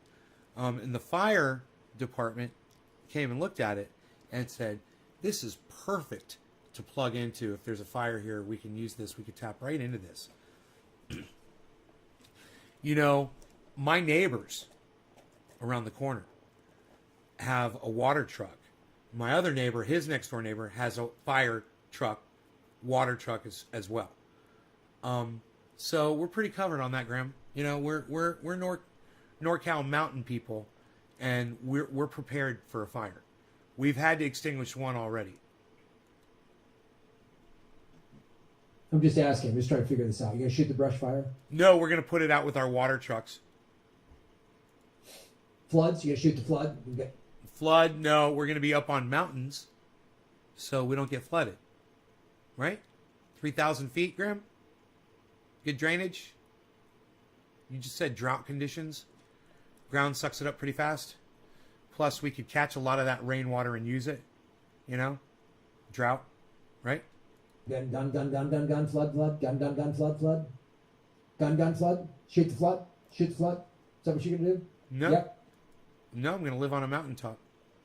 That's what I'm going to do. I love him so I don't mind talking to him like this because I love him so much. Thanks for watching the show, everybody. Shave your knuckles for justice. Boom. That's going to be a full segment. You know why he did this? He cuts it short. He's reading my chat right now, and I said, Grahm, I said on my 710 show tonight, I'm gonna answer every gun question that you asked, and I put that in his chat like 5 or 6 times. I'm like, on my 710 show tonight, I'm gonna answer every question that you asked. It'll be survival of the fittest and craziest. I know. Shoot the flood. I know that he saw. A little bit of mad, like people were like, I know you guys are laughing, but like people were like, yeah, survivalists. No, you man. Live in that world? It's awful. No, we don't want to live like Mad Max, bro. We've imagined that could be an outcome, but we don't want to live like that. Nobody wants to live like that. You know, we're not hoping for it. We're not rooting for it. We're preparing for it. You know, we want to be ready for anything. That's what I was taught as a child. And when you guys are talking about the Boy Scouts and shit, they teach you be prepared, and you be prepared for fucking any situation. You know,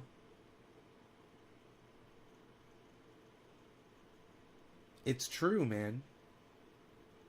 And there's nothing wrong with being prepared. You know, I have a feeling that Grahm, when he's going out surfing in the middle of the day, you know, and it's sunny out, he probably puts fucking suntan lotion on. He looks like he takes care of his skin, right? I don't see any sunburn on him. And he surfs all the time. What's he doing? He's protecting himself.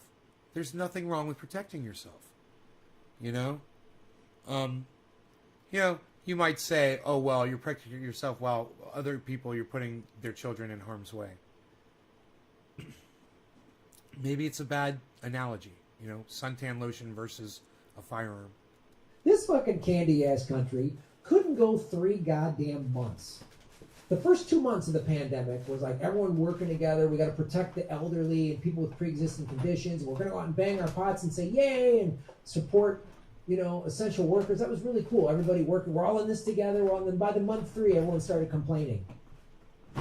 Goddamn London got bombed every day for 3 years straight during World War II. The Nazis bombed London every day. And the Brits would just go down into the tube, which is the subway. Those were the bomb shelters, and just boom, boom, boom, just hell from above, just destruction. And they just like, stiff upper lip, carry on, cheerio. They did that for 3 years. This candy ass country, by the 3rd month, we're like, we're gonna take over the Michigan Capitol because we can't get a haircut. I've got my gun. I need my gun. I'm scared of everything, so I'm gonna shoot it. Gun, gun, gun, gun. Not everyone who's pro-gun is want to go out and take over the government, Grahm. As far as defending myself against a corrupt government that's coming after me unjustly, I'm all for that. But you know, if I've done something that is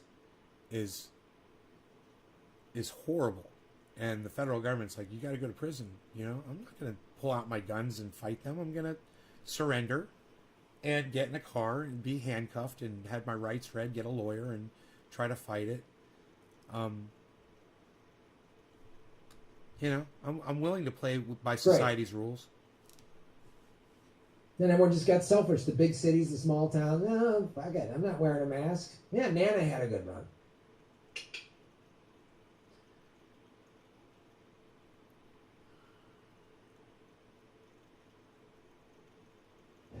Doc Terminus, shave your knuckles for justice. Please stop bad-mouthing the military, especially the influence in movies. You're going to need at least an aircraft carrier to lead, act, and direct the Muppet Rising. 8 months. Yeah, 8 months, not 3 years. He's strawmanning a little bit. But that doesn't count. What he said there doesn't count as strawmanning. Did I miss a beautiful sunset? Oh, no. That's fantastic. You're great, Doc Terminus. Just pray you don't get sick. All right, I'm going to do this segment. Pray you don't get sick. I hope I don't get sick. Man, I might... Hey, imagine this. I might need a gun to take my own life if I get so sick and you know?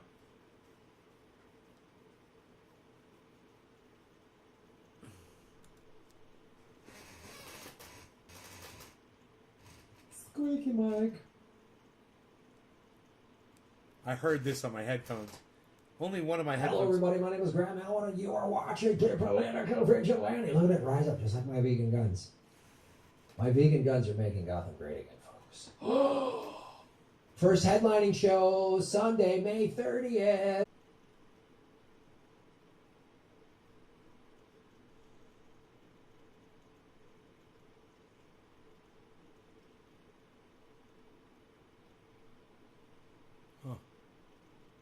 Here we go.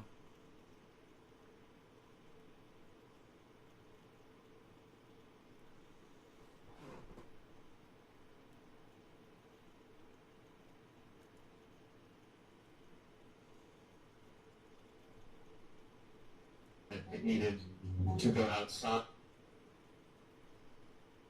of the company responsible for the leak to fix the leak. Well, we had given the responsible party the chance to contain the spill. There was a little bit of a disagreement between the government and the responsible party of exactly what was going on down there.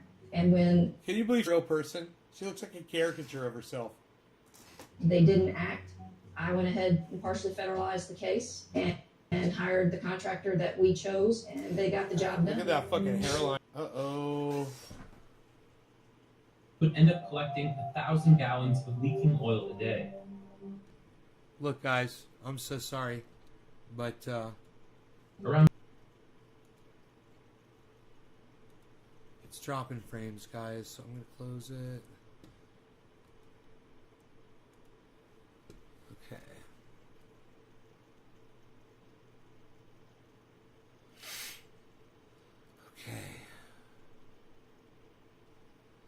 dropping too many freaking frames, man.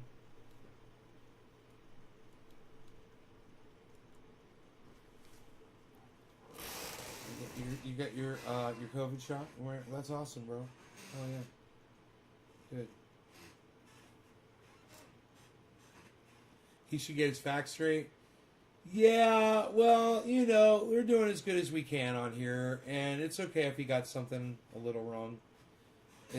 That fact didn't really matter in the grand scheme of what he was saying. It didn't really matter if they were bombing him for 6 months or they were bombing him for 6 years. You know, they were getting bombed and it was horrible, and he's trying to say they had to withstand a horrible thing, and it made them stronger, you know. And he was comparing that to COVID, and people acting like, oh, I won't have any toilet paper, you know, and freaking out over not having toilet paper. It's a good analogy, actually. I liked it. He got his fact wrong. So, wow, okay, I just lost 5 people. Okay. That's cool. I was dropping frames really bad, so I'd close everything up. No idea what's going on. You guys are the best audience in the world, and I love you, and I want to say thank you so much for watching, you guys. Thank you. I'll see you on the next live show. All right? You guys take care. I'll see you on the next one. Aight. Yo, yo, yo. Love you guys. Thanks for watching. Maybe I'll pull up the crypto one more time. The crypto.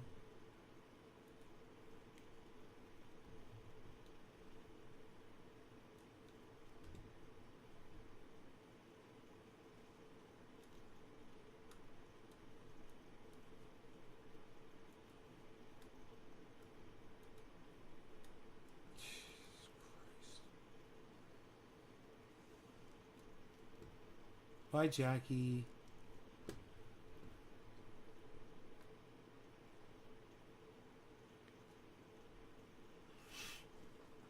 It's the 24-hour change?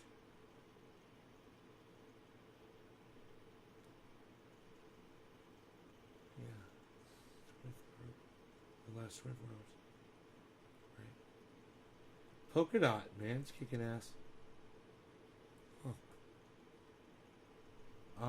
Wow, man. So, Bitcoin has gone way, way, way down. Let's take a look here at what we're looking at. So, Bitcoin was at 39. 39.1. And then 39.1 again. And then 38.8. Wow, man. 38.2, and now it's at 37.8. Wow.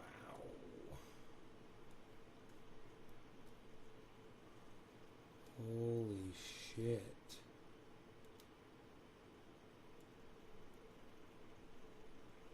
This is fucking crazy.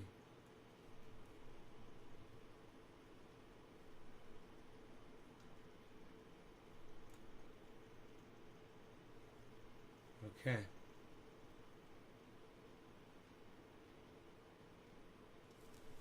Wow. So, there you go.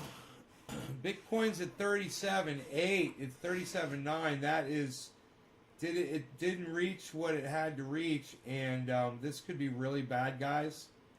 So, it's been a steady drop. If you look over the last 12 hours, it's been just dropping steadily. So it is in there doesn't seem to be anything out in front changing the pattern. Oh, Well, no. Cardano and Matic have changed the direction. That's good. So, here, let's see what's going on.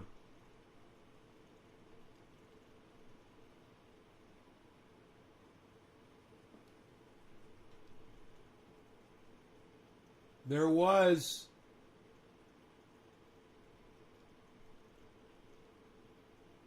a couple of lifts upwards in the last few minutes.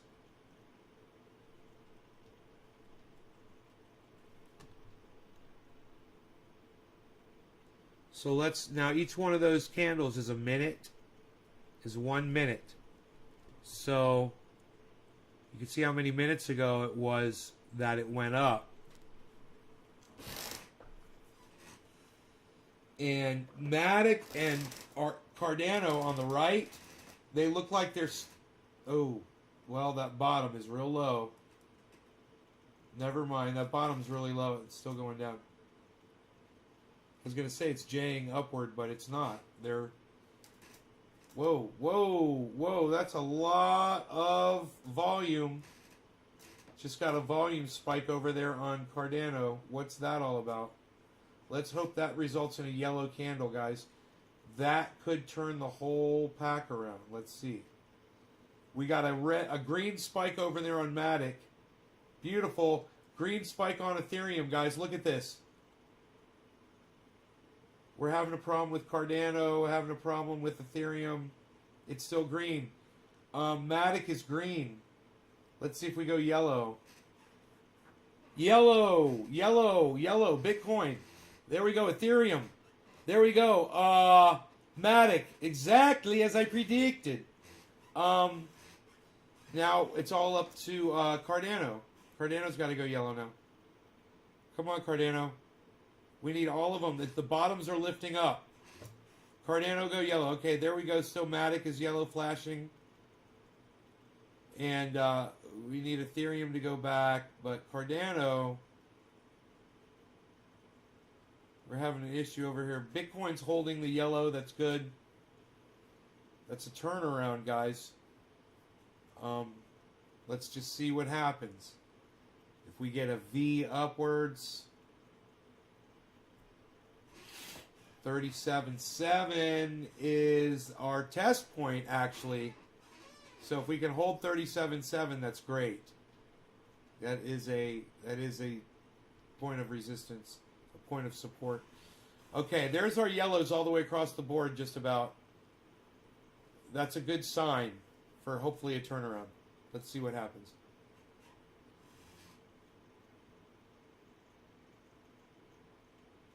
Once again, Cardano and Matic are leading the way here. They are looking like they're going to flip around here first, ahead of these other two.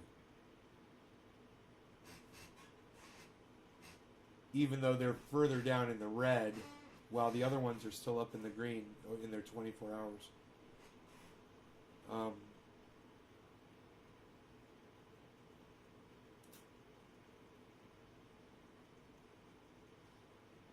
There's our first sign of green there with Cardano. Nice high. There, went to a double yellow marker. Stays strong, builds consolidation. That's good. That's good. Let's hope everybody else does it too.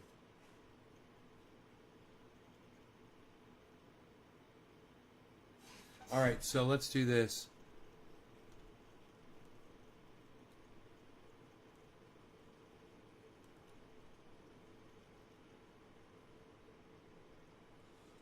Let's go down to about,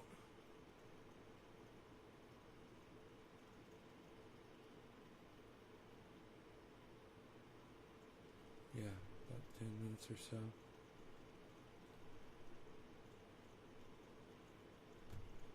There we go. Go down to about 10 minutes or so here.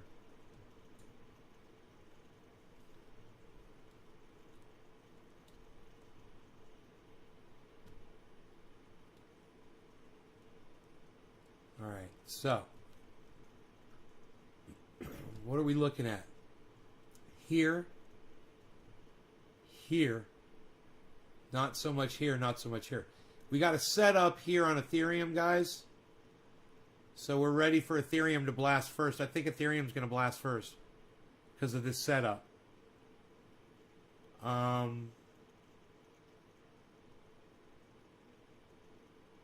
This is looking really good. This and this together. This should go green.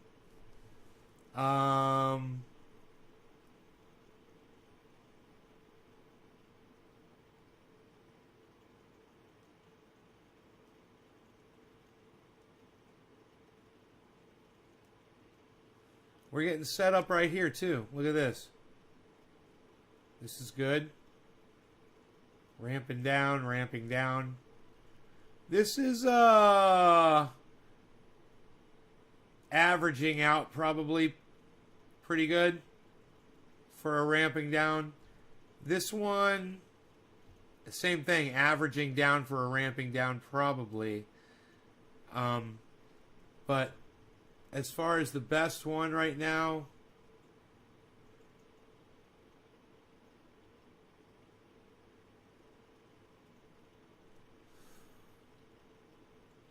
let's just see a little longer term here. What has happened? Man, Ethereum is really looking like it's set up and ready to go. We're getting yellow markers on all the other cryptos, but Ethereum is the one. Well, Bitcoin's got a nice ramp down. Oh, there's the green on Bitcoin and Matic. All right, Matic and Bitcoin.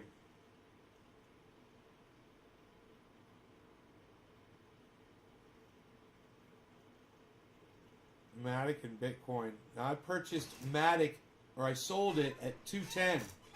So it's 15 cents under where I sold it. I feel great about that. You know, I could purchase in it at $1.95 and make money off of it.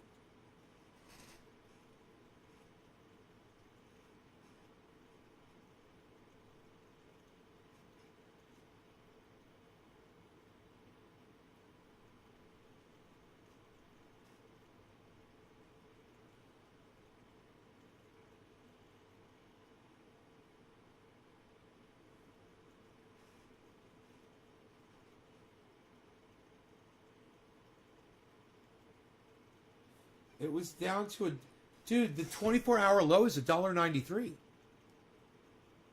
And it's at a 194 right now.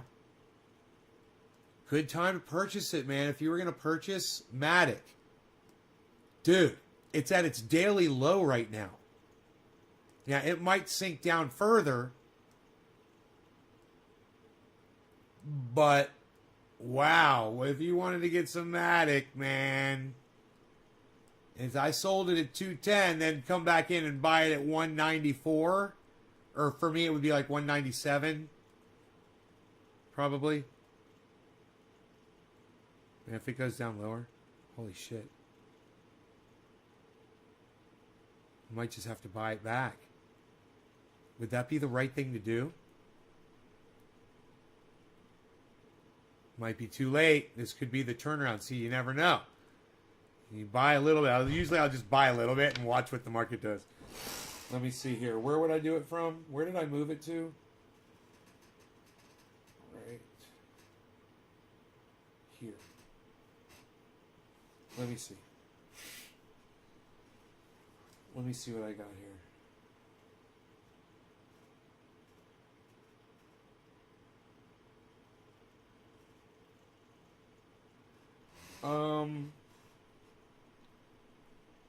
This is saying that Matic is at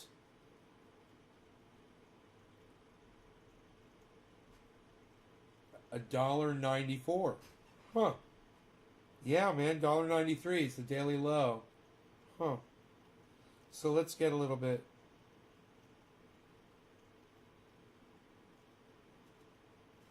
Let's get a little bit and fuck with it a little bit. Watch the price after I buy it.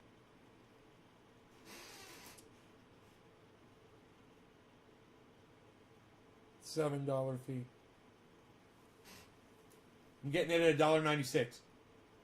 Fucking A. Okay. I just got a little bit at $1.96. Now let's see what it does. It's going to blast up now, right? There it is, $1.96.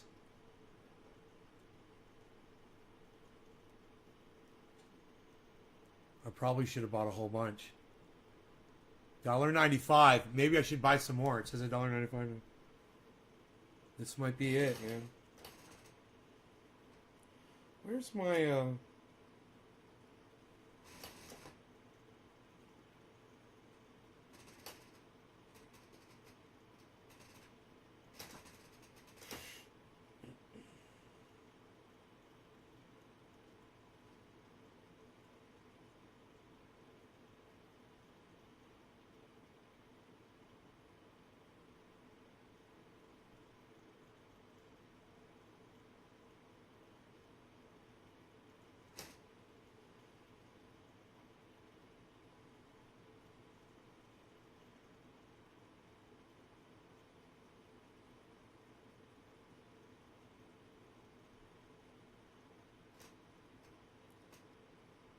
shit.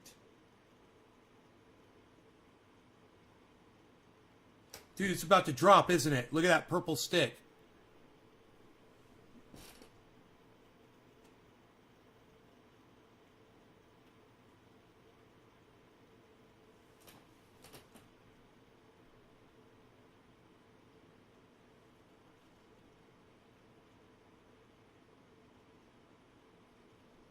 It says $1.96.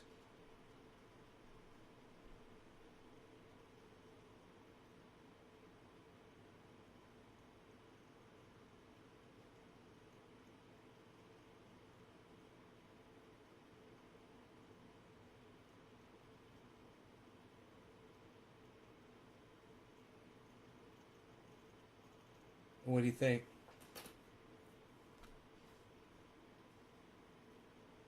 I sold it at $2.10, man. What just happened?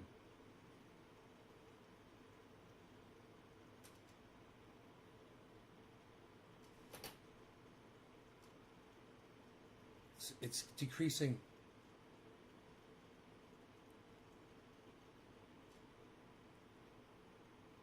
You think it's going to go down to $1.95?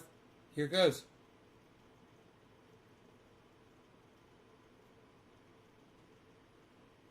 Oh, it's going up again. Look at that percentage. Negative 3.7. Negative 3.8. You know, it's like, do you want to be patient? Do you want to wait? Or is it going to blast up? It's nighttime. It's probably going to go down. You know? Negative 4. Negative 4. Negative 3.9. Look at this. Negative 3.9. Negative 4. I got my finger on the trigger right here. Negative 4. No pun intended. Negative 3.7. Negative 3.8. It says $1.95. $1.95.84. $1.95.81. It's still at $1.96. Huh.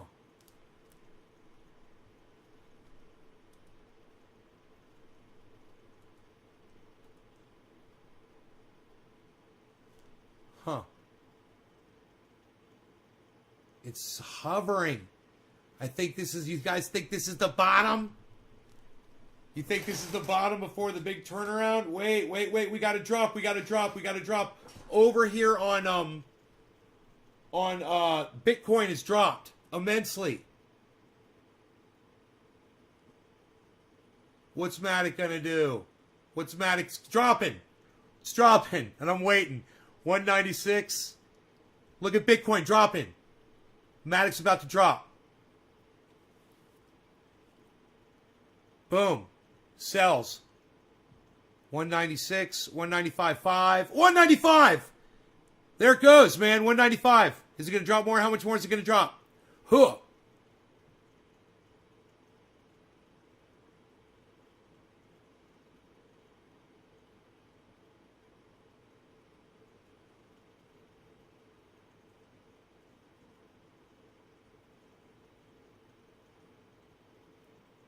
It's down real low, 194. It's still, oh, now it says 195 on here. I'm gonna keep doing it as it drops. 194.88. What are we doing over here, guys? Our predictor is Bitcoin. Bitcoin seems to be leading. Okay. Down lower, 194.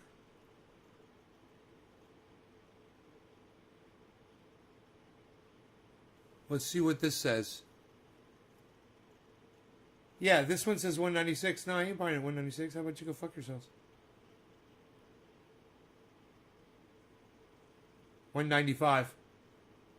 No, man, it's 194. Give me 194. And let me see what's going to happen. Okay, Bitcoin just got a bunch of buys.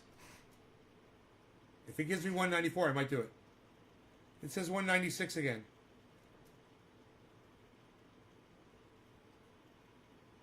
$196 again.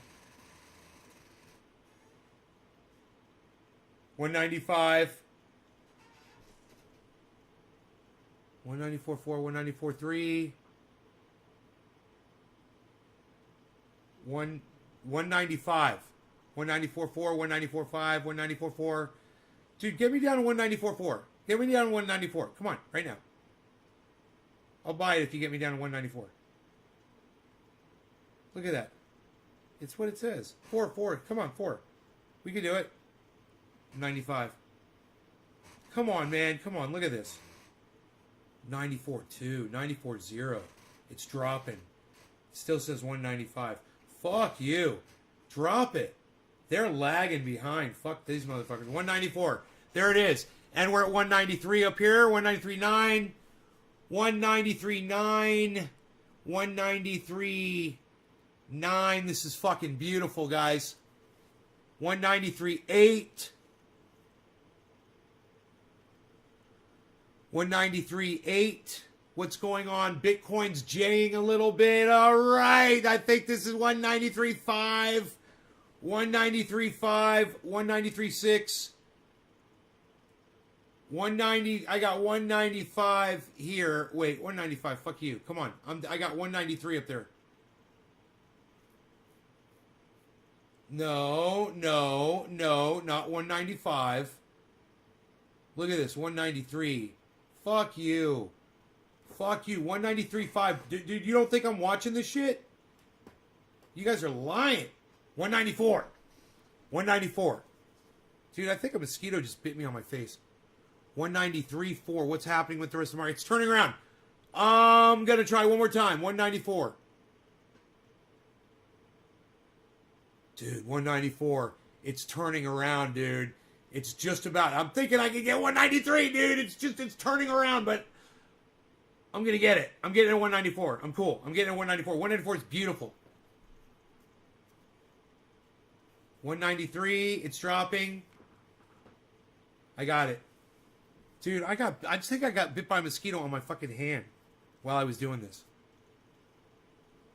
193, and everything's going yellow on the screen, guys. So, you know what they always say? They say no one can ever predict the very bottom of a dip. So, it'll be interesting. The low today of Matic, guess what it is? It's at 193, and I got it at 194. The all-time low is 193, and that's with this app.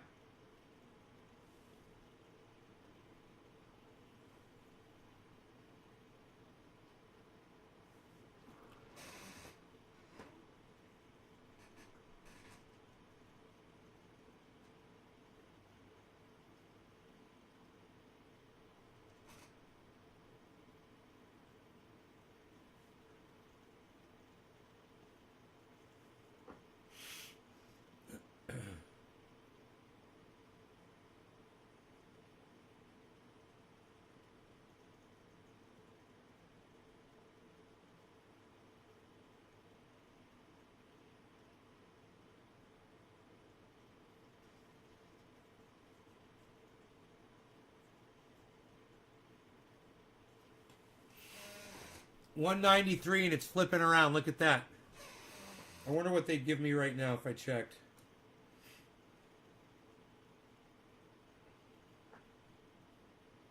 Let me see what price they're doing.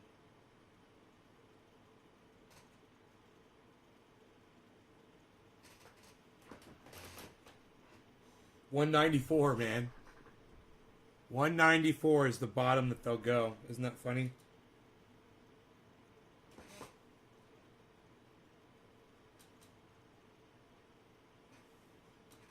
Okay, I was able to get it, man.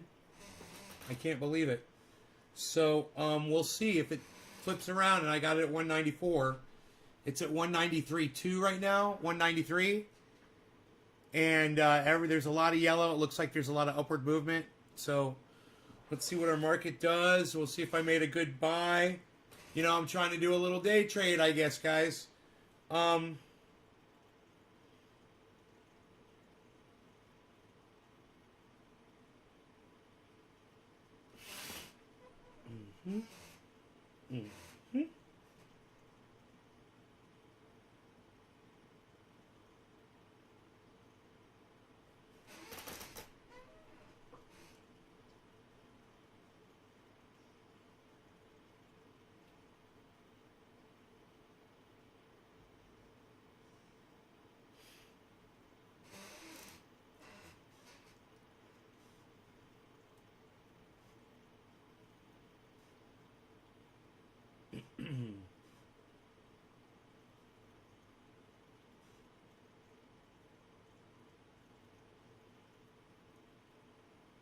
193, it's dropping. Because I bought it. It's 192. Fuck you, fucking crypto. Every time I purchase, it drops. Look at that. Fuck you. God, I hate you. All right, let me see here. Dude, I swear, I think this mosquito is just biting me repeatedly over and over and over again. It's probably trying to warn me, no, don't buy the crypto yet. It's going to drop further. And I'm not listening to the little mosquito. Instead, I'm going to kill it. It's the first chance I get. Little crypto mosquito.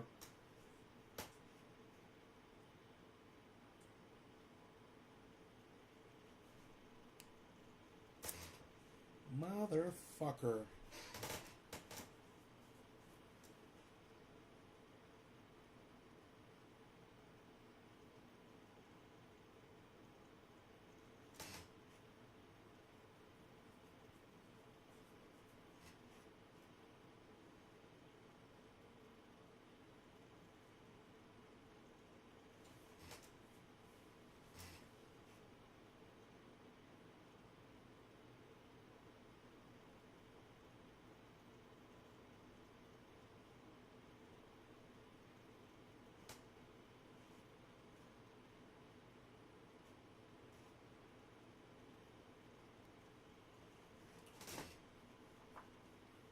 Yeah, I hodl it. I hodl it. Dude, look at fucking... Look at it at $1.92 now. Can you believe that? Maddox at $1.92. Unbelievable, man. Unfreaking believable.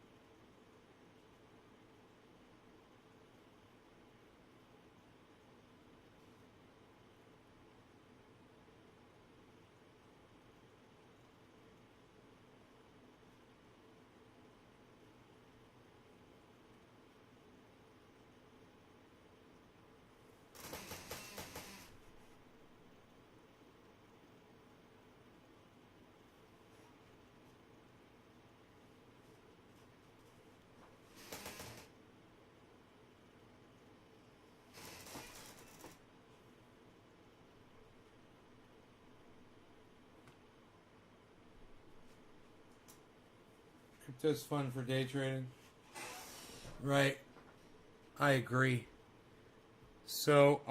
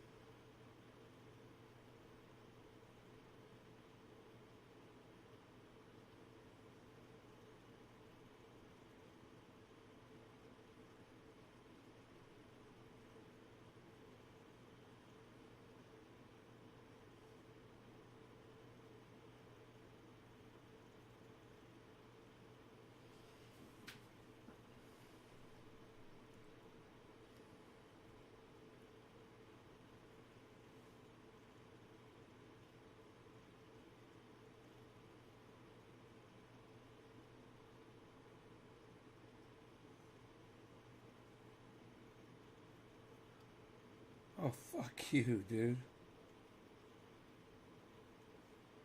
These motherfuckers trying to rip me off on Matic. No fucking way.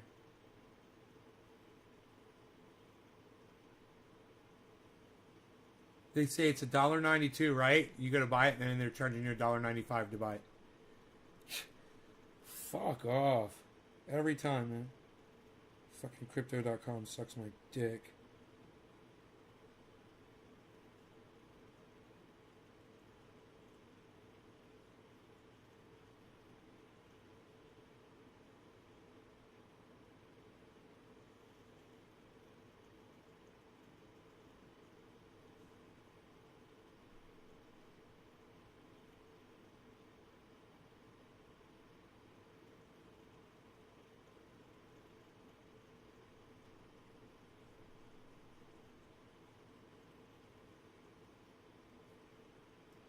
Oh, dude, you can't send fucking fiat.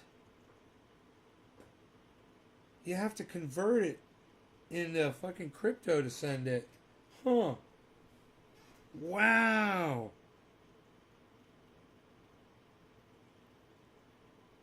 So if I wanted to get fiat over there. Wow, dude.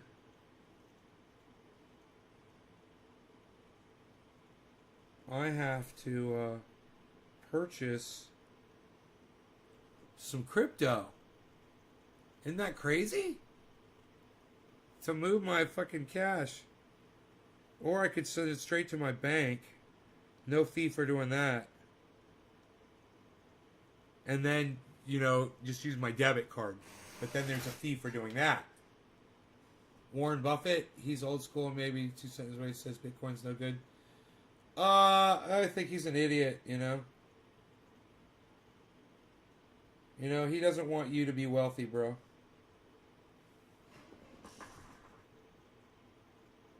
Doesn't want you to be wealthy, that's all. That's all that is.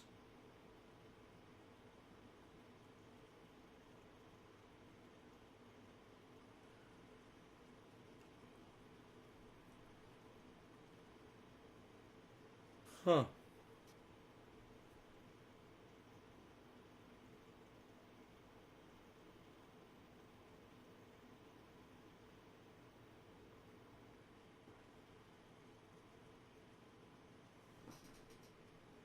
Oh shit, I'm dropping. Alright. You guys, I'm out of here. Thanks for watching. I hope you can hear me still. I hope you can hear and see me. You guys take care, and I will see you on the next one. Thanks, guys.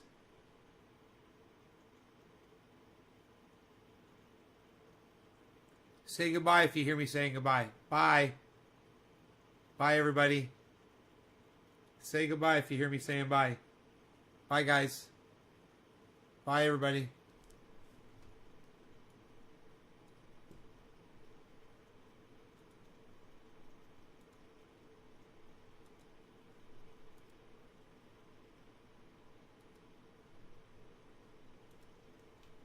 Bye, guys. Bye, everybody. If you guys can hear me, I'm leaving. Bye, guys. Bye. Bye, everybody. Thanks for watching. I'll see you tomorrow morning. I wanted to make sure I was connected. All right, take care, everybody. Bye. Bye, guys.